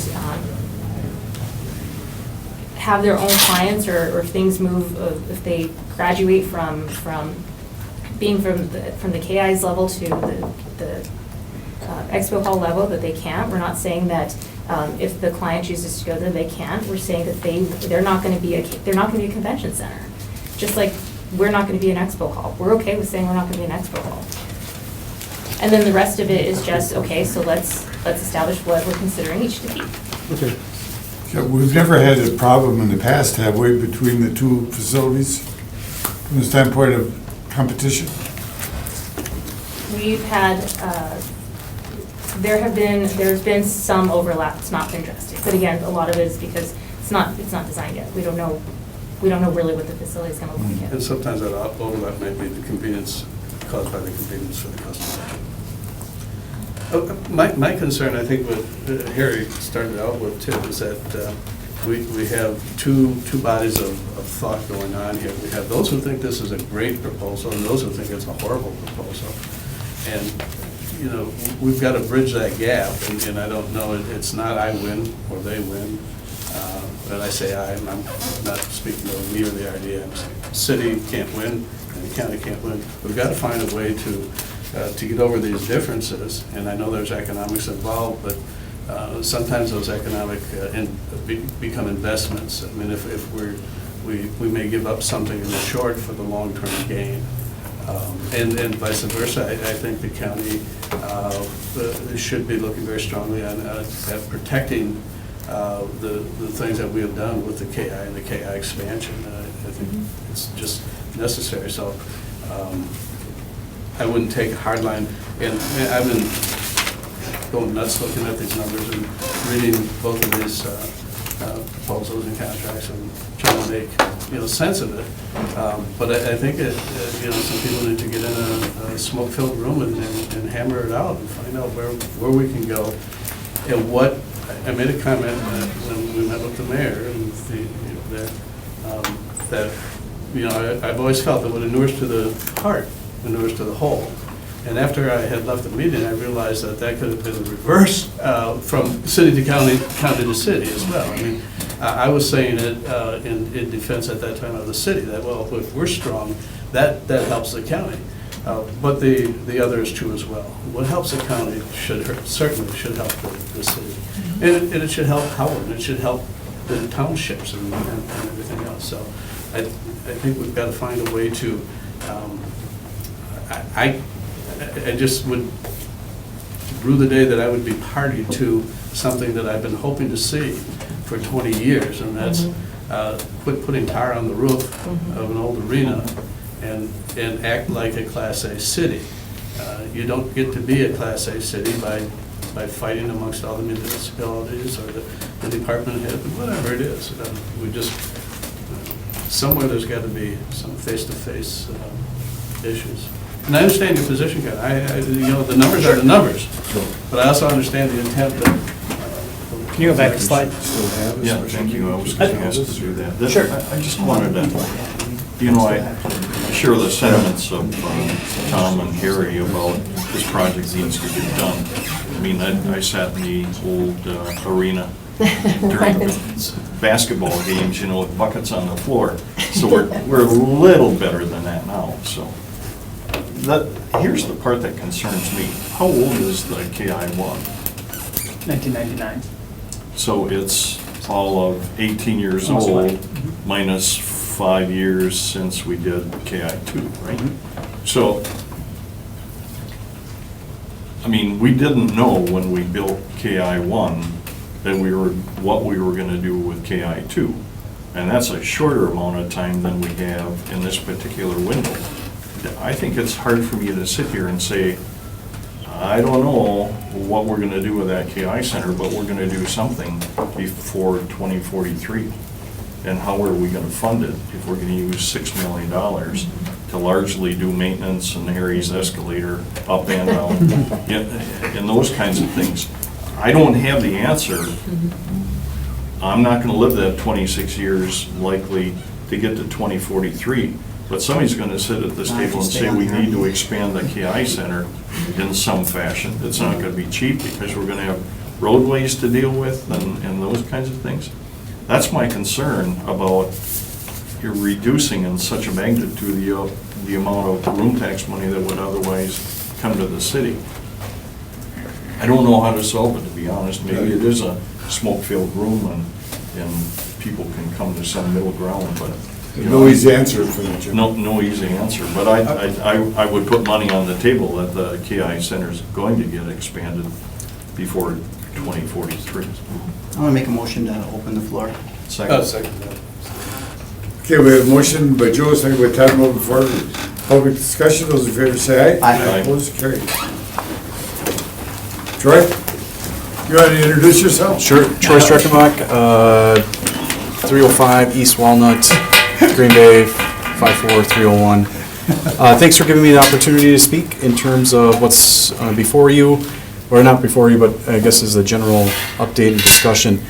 The one thing that I want, and I think the debate that you're having is important, because in 2043, none of us are going to be probably sitting here, maybe a few, but more than likely, I know that I won't be here. More than likely, I won't be here in 2029. But what I'm really concerned is about the conversation, in the sense of where the conversation is going. It is going in a direction that I think is going to be detrimental in the future. And what I mean by that is that in the future, I would hope that Green Bay does not want to be standing here by themselves trying to figure out what to do with KI-1 and KI-2. I would hope that the county with Ashwaubenon and all the other municipalities, they're not sitting over there going, what should we do with the Resch Center, of which is the same age as the KI-1, and what to do with this new expo hall if it actually gets completed. I would hope that us as a community would stick together and band together like we did in 1999, where we did come together and built the KI-1 and the Resch Center.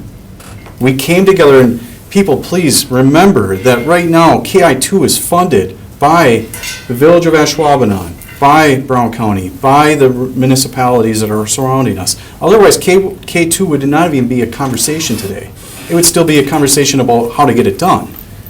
So Brown County, along with all the other municipalities, came forward and said, we are going to give the access that we control to help fund the KI2 project, which amounts to about $21.5 million. That's money that we've allocated early to see the benefit for competition, for an investment in our community, recognizing this has a bigger picture for the overall Lapping community. And at some point in time, we're hoping that we'll have a plan for that old tarred roof over at the arena. Well, 23-3 vote came together and said, we have a plan for this whole community. And they voted for it. The municipalities voted for it. City of Green Bay was mentioned and voted 10-2 for it. And now we need the RDA to pass what we believe are technical changes to get this program moving forward and build what I believe is just as much as your investment on Lombardi Avenue, as much as the investment that Brown County and all those communities made in the KI. So that when the day does come forward in terms of how to address the Resch and the KI, I have a feeling somewhere in 2029, 2030, 2032, we as a community are going to come together and say, let's figure this out, because these two assets, which are our community assets, are important for us to address. But the conversation today is too parochial, and that's something that we as leaders need to guard from. Because in the end, these projects are very big, and they will require the funding of the community as a whole. And we want to operate more like a community. It's silly for us to be looking at this from, this is my silo and here's your silo.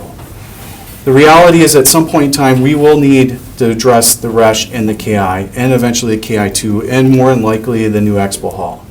The question is how we're going to do it.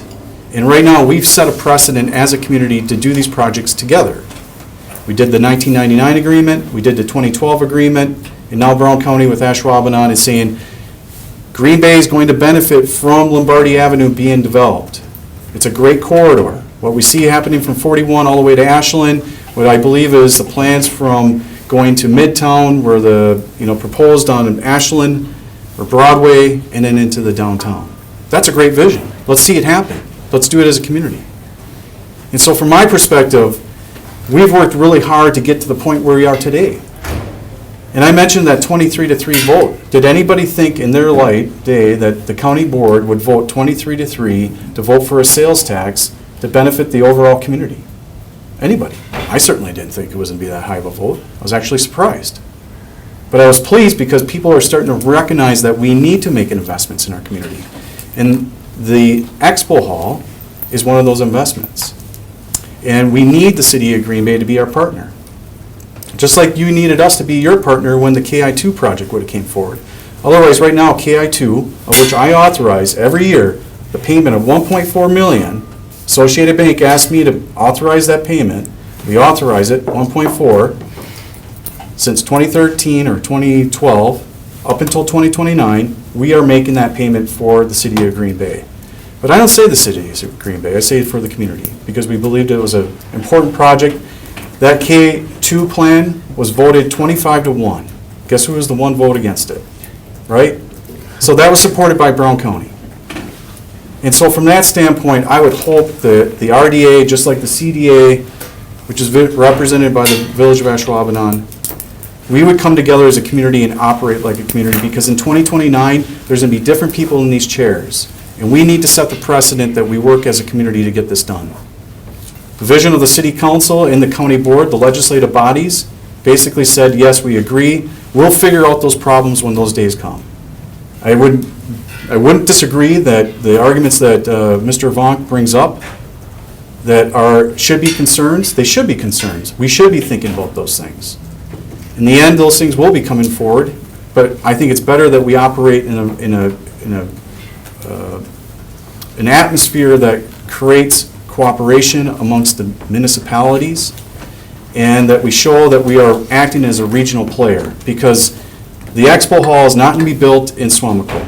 It's not going to be built in De Pere. It's not going to be built in Wrightstown. No different than the KI Center is going to be built in any one of those surrounding municipalities. What it needs is the community to come together to support them. We need to make sure that that precedent is set today for future leadership to keep that motion going forward. And so from that standpoint, I would hope that as we are getting closer, I think there was a very healthy conversation. I think Allison and Mary will talk about it a little bit. There was a healthy conversation this morning in terms of getting some of the technical changes. But I'm going to be honest with you guys. Some of the policy decisions that are added, the county right now is not in favor of those. We have a concern of how that creates a certain problem in terms of the overall funding that's been prepared by Baird. And so from that standpoint, we'd hope that you would recognize and see some of the language that's being proposed and that's been agreed upon by the city, the other municipalities, at least their attorneys have been agreed to, and that you would recognize what the county is trying to do here from 100,000 feet above, and what we're trying to do for the overall betterment of this community. And I think I said this to someone yesterday, but we're in competition. Just like you're in competition here, we're in competition from counties, we're in competition on a regional standpoint.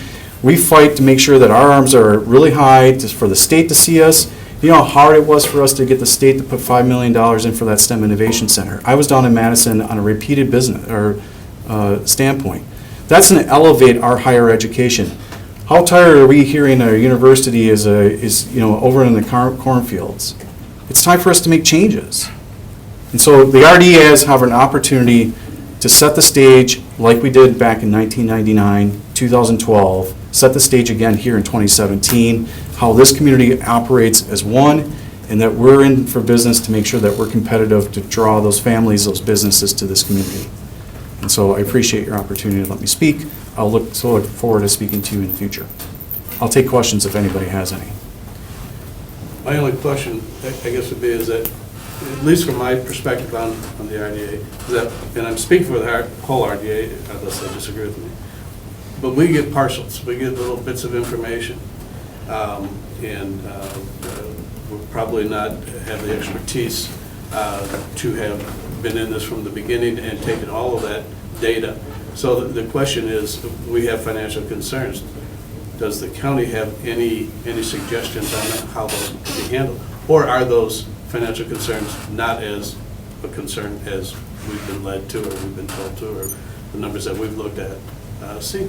So what are our differences here? So I think the biggest, well, at the end of the day, everyone owns a home. You have a financial concern with the roof, the parking, or your driveway, your foundation, your HVAC.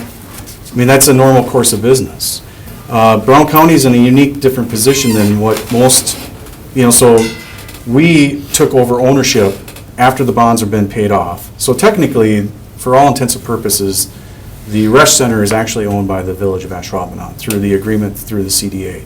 Brown County actually takes ownership of it after 2029. The question that we've been asking has been, how do we address the long-term ongoing maintenance capital needs of that facility? Well, when we renegotiated our lease with PMI, who is our current vendor, we actually set it up so that there is a stair-step escalator in the revenue that we received. Right now, it's around $350,000. At the same time, the Stadium District, when the state decided to give the money back, they put all that money right into that corner. So essentially, the money that we receive from the state, from this excess sales tax, has to go to that facility, or basically that complex, one way or the other. So we know we're sitting on about $4.5 million.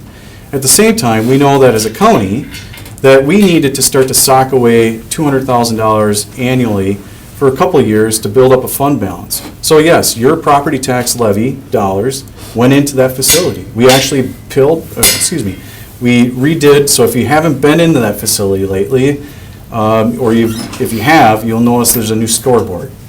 Part of that scoreboard was paid for through your property levy dollars.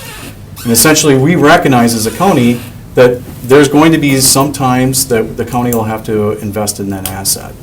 But at the same point, we recognize that there is the need for us to address that long-term.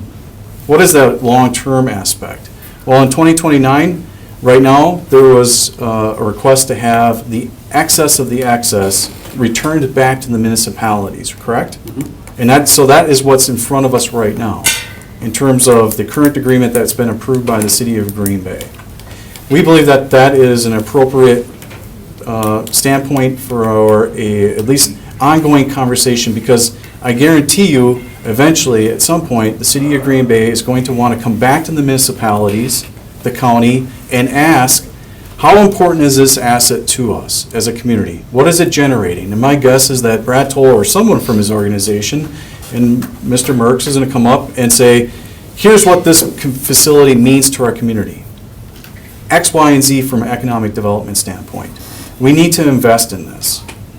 And so at that point, I think in a process, a planned process, we will start to debate and have a conversation about how we're going to fund that. And my gut tells me by that point in time, we'll have a better understanding of what actually the projections of revenues that are coming in. And more than likely, the leadership of this community going forward, if we keep it as a cooperation, will agree that those two assets that can't be built anywhere else will address those funding needs in the future. Now, set that aside, if we continue to go down our parochial way, then I have a feeling that we will be in a position where the city's going to be looking at how does it take care of its own asset. I would say that the village of Ashwaubenon, Swamico, Howard, and all those other communities that participate in the room tax collection own as much of that facility as the city of Green Bay. It's used room tax that's been collected out of those communities to help pay for it. We should keep it as a community asset. And so I think in time, those conversations are going to come forward. Do I have the answer today? No, because you know what? I'm not sure when the roof's going to need to be repaired. The excess, before it even goes back to the communities, the VCB gets 2 out of 10 of the room tax. And then they get that first in the waterfall, or that second step down in the waterfall of the excess in the fund, up to, I think, 500,000 maximum. Right.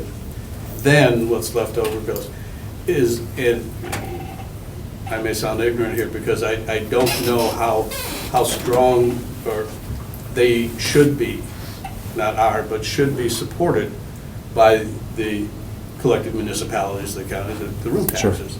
I mean, I know they can't exist. I would love to have Brad Toll here or some of the people from the CVB's board to speak on that, but I can tell you that from a competitive standpoint, when they look at their dollar for dollar, what they invest in terms of marketing the community, it's not even remotely comparable to some of the sizable markets that have tourism destinations. So Door County, Sauk County, their budgets are like 3 times the size of them. So I don't want to adequately argue for the CVB. I can tell you this much. It's a very competitive world. The Green Bay Chamber's strategic plan calls for the chamber to work collaboratively with the chamber to go to the hub where we have airports, the hubs, and actually go out and try to attract business here. If they're successful in that, my guess is that the Hyatt, or whoever's going to be the KI Center, is going to be that more busier.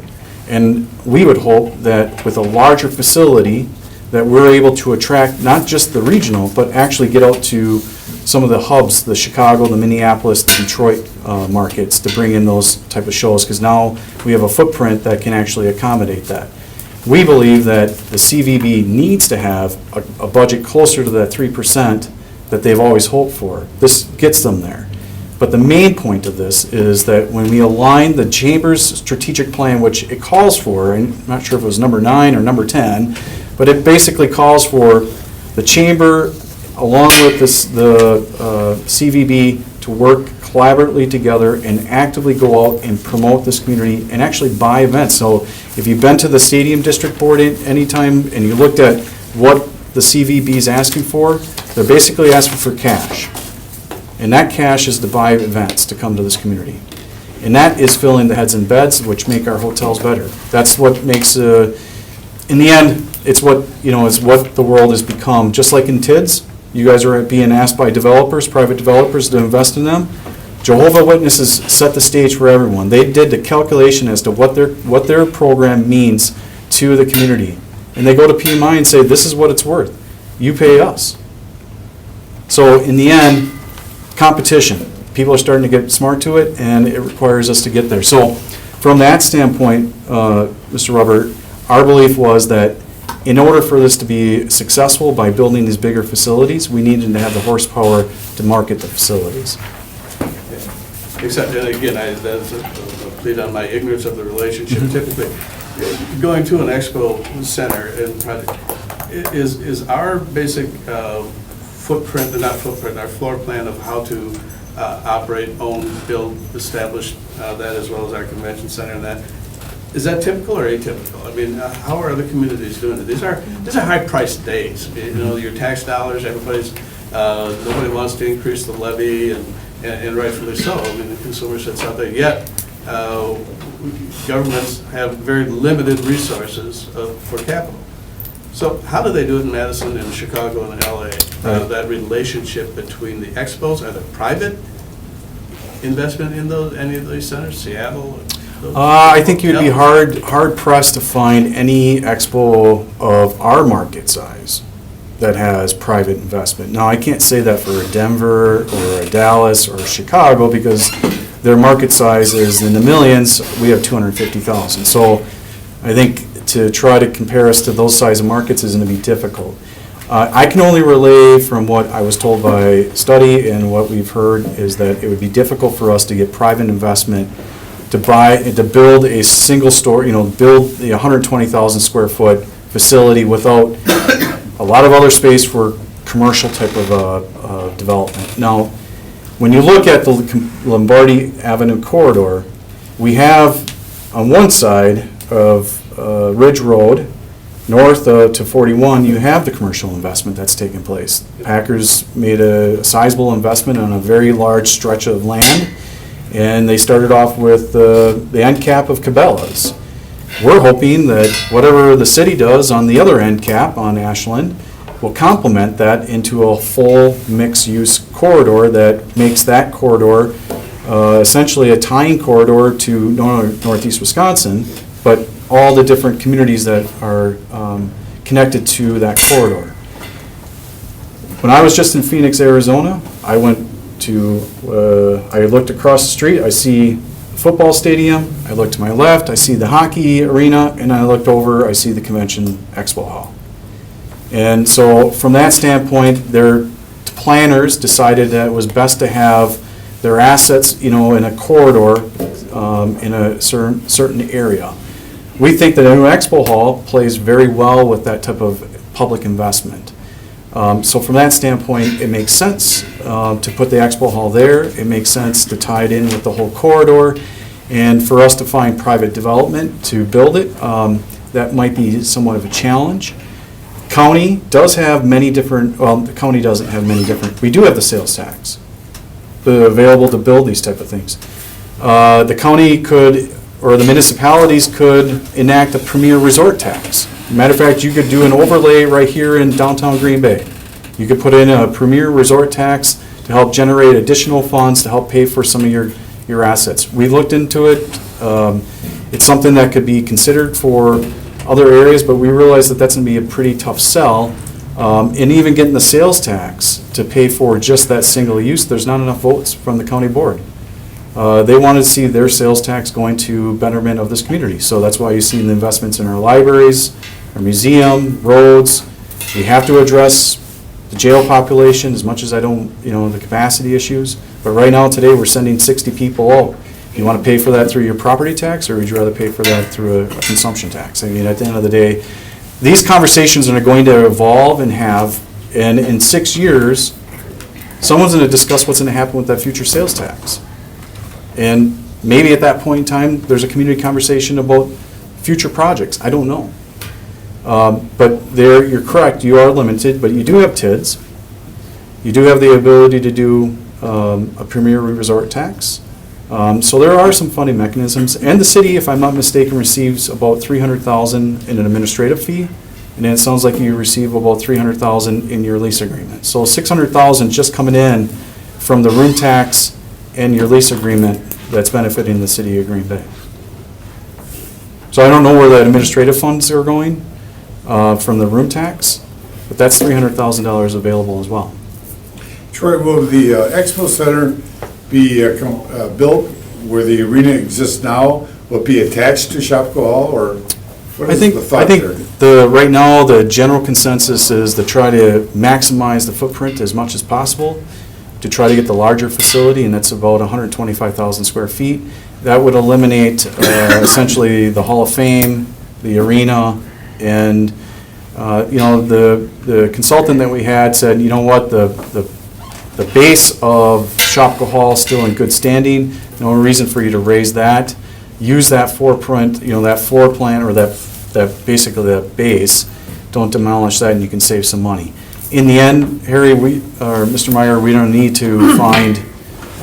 We'll have to go for the architectural and design and have that completed. But our intent is to maximize that floor plan as much as possible, because if Brad Toll was here today, he would tell you that when they go to trade shows, they walk right by certain people because we're not even in the ballpark. Right. And part of the argument for the KI expansion was you're not in the ballpark, right? Right. And so what did the community come do? Brown County, Ashwaubenon, a number of people said, we agree with the city of Green Bay. We agree that this community needs to make the investment in expanding the size for competition purposes.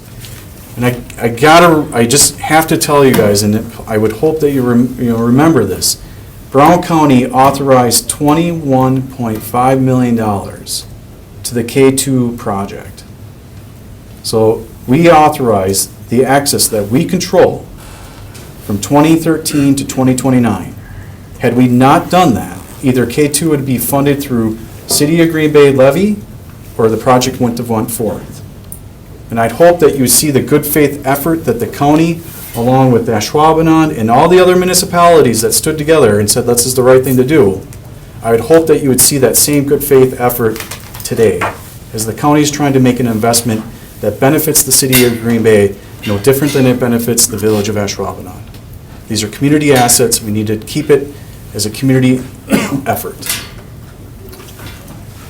Any other questions, Troy? Just a comment. I think there's always fear when, if you go buy a new home, as Joe mentioned, mine's for sale, so I don't have that problem. You go buy a new home, and all of a sudden you look at your budget and say, gosh, I was accustomed to having these types of resources. You change job, your wife quits work, or what have you. And I think that's what we can experience here a bit in the city. And you've made the argument about, we were here for you, and I guess there's always that fear that will you really be there for us in the future. We don't want to have spent the money we did in KI2 and then not be able to maintain it properly, or put in Harry's escalator. Right. But, so I think a lot of that, and what I'm looking for are the answers to how to calm my fears. When I listen to Dr. Bonk's numbers and look at these things and say, yeah, there's some trepidation here. But we can't be protectionist. I also understand that. Well, as I heard the mayor say many times, he's all right with taking risk. And at the end of the day, what we're doing is we're taking risks. Every day we take risks. You guys just took a lot of risks today with all the approvals of expenditures of funds.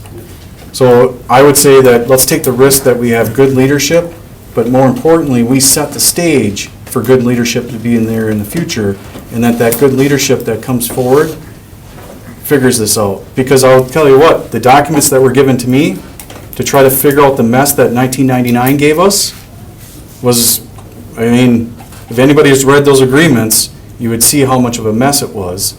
But we got that somewhat untangled. And now we're moving forward and trying to make a future investment in this community. So as much as I would love to say that we can figure out, say that I'm hoping that the room tax is generating so much money because our investments are paying off, that we have enough to address all of our concerns. But we'll never get there if we don't make the investment. Did you say earlier that you were, this is the Second Amendment and restated pledge and security agreement. Did you say earlier that there were changes in here that you were not comfortable with? Which agreement? Cooperation In the cooperation agreement, there are some things that were proposed by the city that have not been agreed to by all the parties. So I'm not sure which one is passed out to you. Yeah. The ones passed out were the ones Corporation Council forwarded us So yesterday on morning. July, this one is dated July 7th. So on July 7th, as of that date, all the other municipalities except for Green Bay have agreed through their attorneys, mind you, it hasn't gone to all of their different boards, but everybody has agreed to that particular version in hand. Today, we had another conversation because changes came out from the city, vacations and whatnot, just trying to get through the information that was provided to them. So we're sent out to all the municipalities Friday.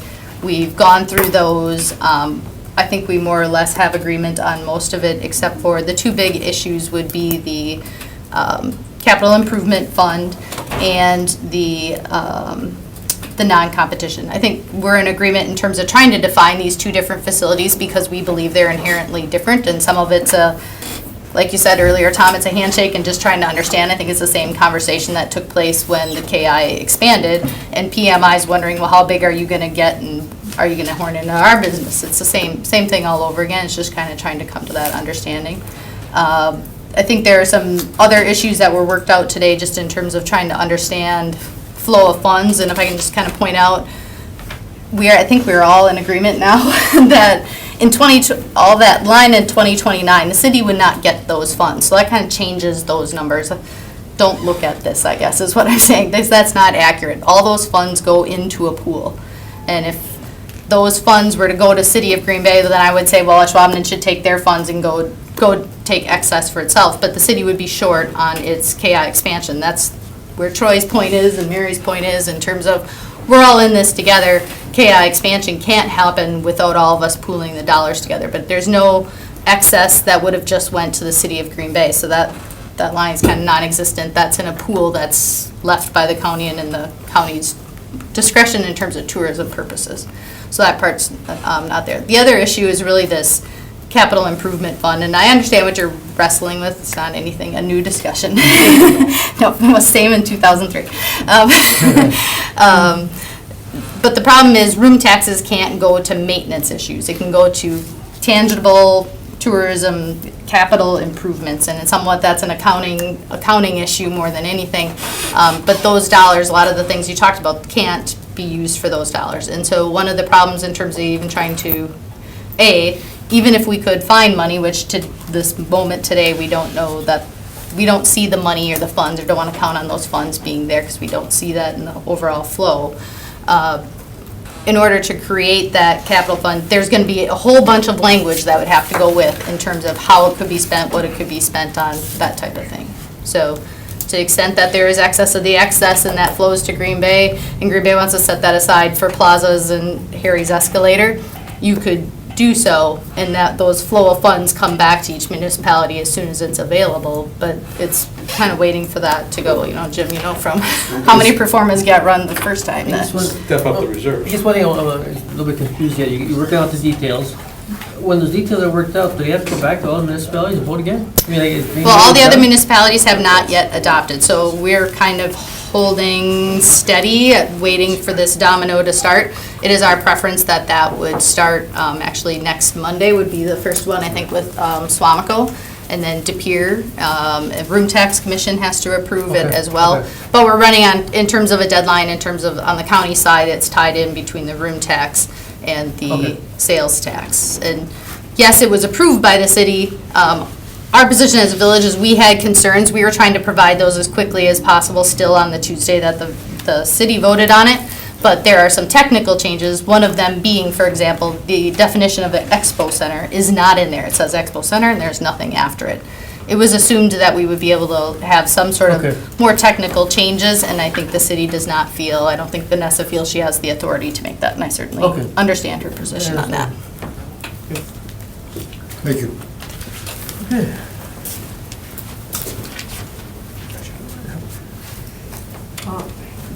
I'm going to be pretty boring here because I'm not going to talk as long as those two.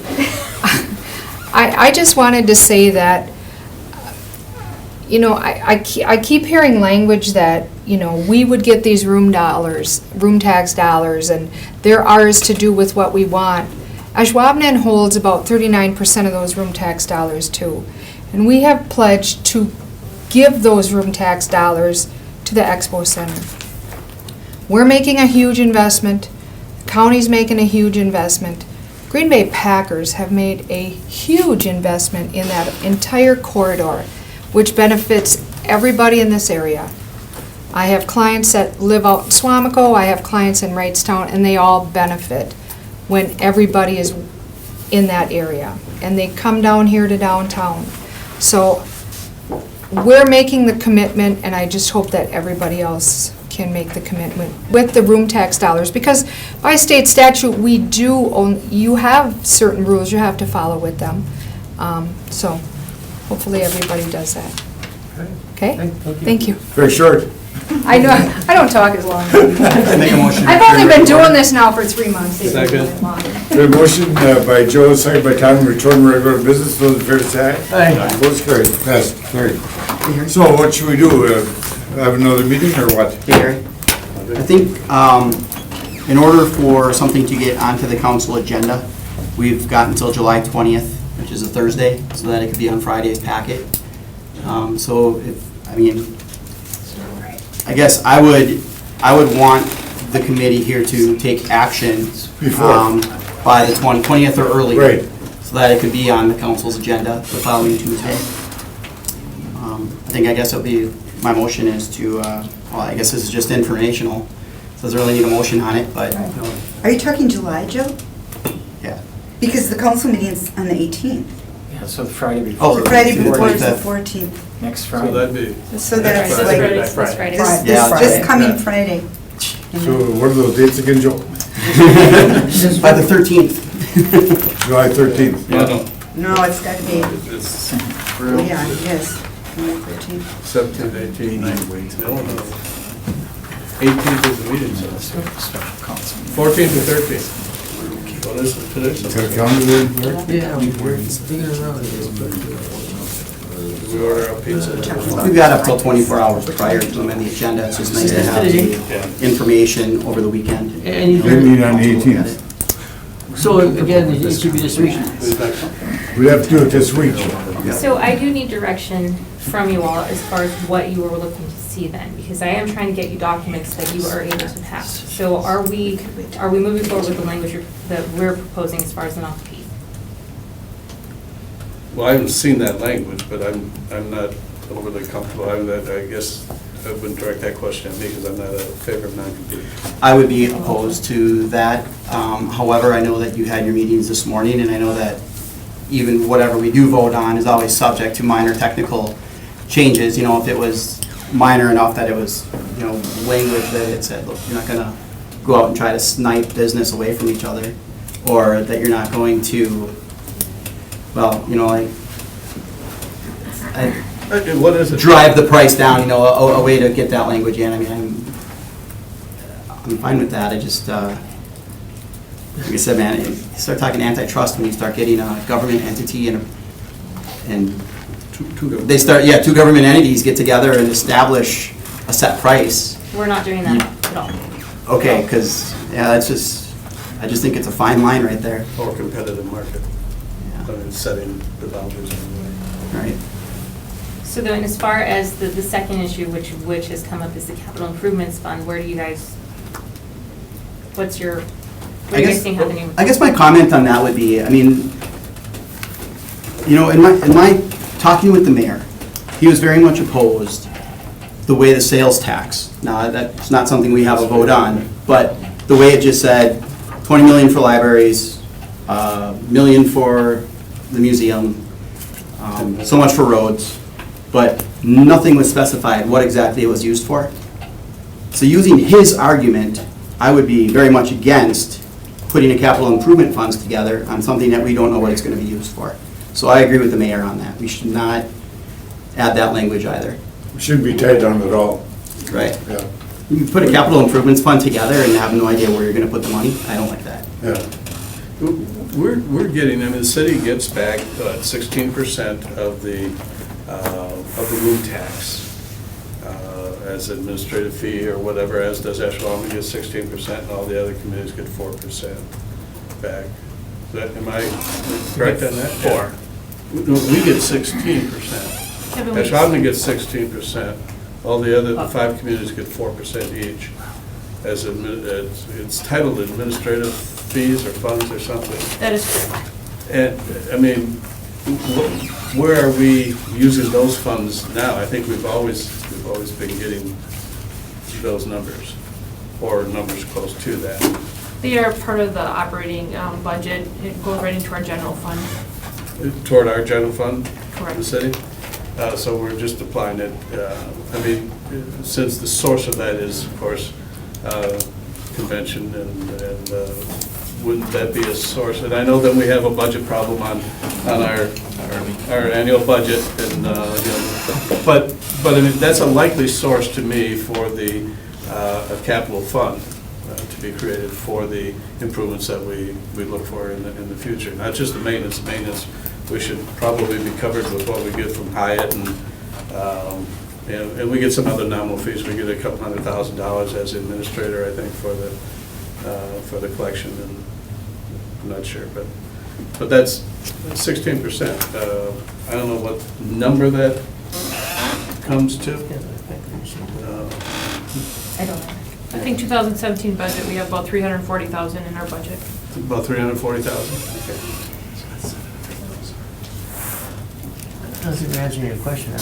Well, the point is that that's I think, a perfect use of, I mean, it's coming through the room tax, and that should be, there's a perfect use of those funds is for capital budget, capital improvements.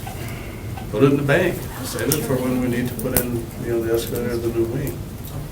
And right now, we're just putting it toward our general fund, apparently. We don't have authority. No. Of the money that's coming in from the. That goes to the state. Oh, yeah. I'm not saying that we can say where to go. I'm just trying to justify in my mind how we get past this hurdle of we don't have resources to do the capital improvements that we foresee in the future. Well, I don't think we should. And I don't know that how do you budget for the additional funds that are going to come in, because we've got a great expo center and our hotels are filling up faster than, you know, all those things. We can't quantify that. So we're gonna meet? Yeah, I mean, it's. So Yes. just to clarify, I am scrapping that capital improvements fund for this body's request. Right. I don't think we can get that. Yeah. Right. I would agree. Is that?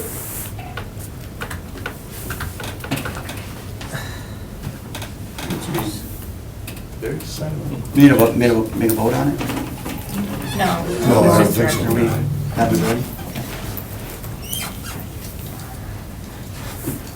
Look, I think where we're at today, I think, you know, from staff perspective, we don't like to bring things to you unless we've got a recommendation Right. for approval. Right. I think that's just good governance, that we work behind the scenes, Yep. to negotiate, Yep. to get something that, look, Appreciate it. we're able to provide something that we feel like, look, staff, we can get behind and recommend and bring that to the body, whether it's RDA or council. I just have to go on the record here. This has not been a good faith effort. This has not been a cooperative effort. This has not been negotiated. Every meeting that we have been to, we have been brought into smoke-free room and said, this is the deal. You're going to take it. We've got the votes. And to their point, they have had the votes. Again, given my position to look at what is best for RDA, what is best for the residents of the city of Green Bay, I have not been able to say, that we can get behind it. Every proposal that we have proposed has been rejected or denied. Answer, we've got the votes, this is what it's going to be, you're going to take it, and you're going to like it. So I want that to come across, because I think this like talk about cooperative and we're all in it together, this whole notion about the VCB and that extra excess of the excess going to that pot, that was dropped on us. That's not something that was, I don't want you to think that we've been working and, okay, we couldn't get to a place. We're at this place because we have not been able to negotiate. And so with that, basically they've said, take it or leave it. From a staff perspective, my recommendation is to leave it. You're the elected body, and I'll respect whatever you guys do on this, but if you'd like to take up the offer, I mean, that's at your pleasure, the same with the council. I just want you to know, I guess, where I'm coming from in terms of just this relationship of why we have gotten here, and I just want to respectfully get that on. I respect that. Onto the record. Yes. With that, I guess, we've taken our direction in terms of, not having any further negotiations on the documents as is. And then it'll be up to you to, I guess, schedule a time that you wanted to vote on them. Just to clarify, there are still some technical, so we made a lot of headway this morning, but the city's technical requests, literally, there were two substantive issues that we asked them to look at, the non-compete and the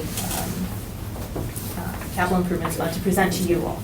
And the rest were all straight, okay, let's clarify this language, clarify this language, clarify this language. And we finally made some headway this morning, but like Kevin has said, it has been a lot of, we don't need the language, you need to just go with it. So we finally made headway this morning, and I think we need to get those tidied up to get the city some comfort level and the RDA some comfort level as far as what these documents are going to look like for the next 30 years. Good. So you're still discussing? Yeah, there's nothing in here that should be contentious, but we do Right. need to clean up some language though. Well, I'm sorry, I'm thinking we should have another meeting. Yeah, we have I mean, we can to. We have to. if you want to set one now, or we can Yeah, have oh, Lisa yeah. poll the members. and We'll set do it that now. date. No later than Thursday. Like this week. Matt Schuler is on business this week. He will be back. He notified us he will be back Friday. If you This wanna do Friday? Friday, correct. I do not know Melanie Parma's Well, schedule. it'll be She will Friday available. afternoon. Friday morning would be better. Friday morning better, that's fine too. Is that still soon enough for the I council? can make Friday morning work. Is that soon enough for the council? Yeah, come when you just come call notice, Okay. it's still. I like Friday Yeah. morning personally. What time? So, 9? 9 o'clock. 9? Jim, can you make that? I have to be done by 10, no later than. You can go over there. I get a problem, 7:30, whatever, we guys will do. 7:30? Jim? you got Wait, an wait. 8:30 doctor. I'm good early. You have a doctor? Yeah, I had doctor. Your eyes looking good. Yeah, I wish I were. Home line, man. I mean, I can try to move that around, I'm not gonna let that, if everybody else wants to make a, Yeah, that would really be great. I'll just call. Sure, I have coffee on? I'm there for you. Are we talking 8 or 7, or which? 5, 8, anything will work with me. 7:30 Friday? 7:30, okay with you, Joe? Schedule it, I'll be here. Let's do 7:30. 7:30? Okay. Everyone's not Thursday. Thursday? Anything else, Kevin? Not unless you want to discuss any other projects. The two issues that you had was the not compete and then the capital fund. Was there any headway on the capital fund? No. Okay, at first. I'm a cooperating agreement, that's all. Okay, okay. Were there dollar amounts that would have been sought by the city for the capital fund? So we notified them, we would provide them with some, once we had our list together, of things that we know we're gonna need to be undertaken. Cheryl's focused on finding out what the maintenance costs are gonna be, so I don't know that we've gotten to the point of identifying numbers on that capital improvement fund. We have a $500,000 reserve for the KI2 in the room tax program. I believe we do, for debt service, I believe, over and above the $500,000 reserved for, I don't know if the KI2 falls into that, or if that's just for KI1 and Red. Okay, but we have a $500,000 reserve. Is there any way in which language can be changed to reallocate that 500, making the base maybe 300 and 200 goes into, on an annual basis, it's built up and goes into. So that's a question for the county. They're putting that money up, basically saying that if there's an issue with the waterfall, they will make sure the waterfall doesn't mess up. As far as setting aside those types of funds, you know, it's entirely up to them. That's their money that they're putting up, so it's not coming out of the room taxes. I don't know what it would do to the waterfall at this point. I thought the 500,000 was coming out of room taxes. No, that's their money they're putting up separate.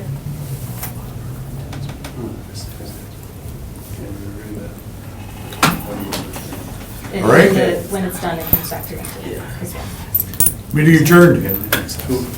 What time is it, 8 or 8:30? 7:30, right? You will send us an email. 7:30? Right. I will, yes. Put a little bell on it to wake us up. Oh, drive around with, yeah. Thank you, guys. Thanks for your hard work. Thank you.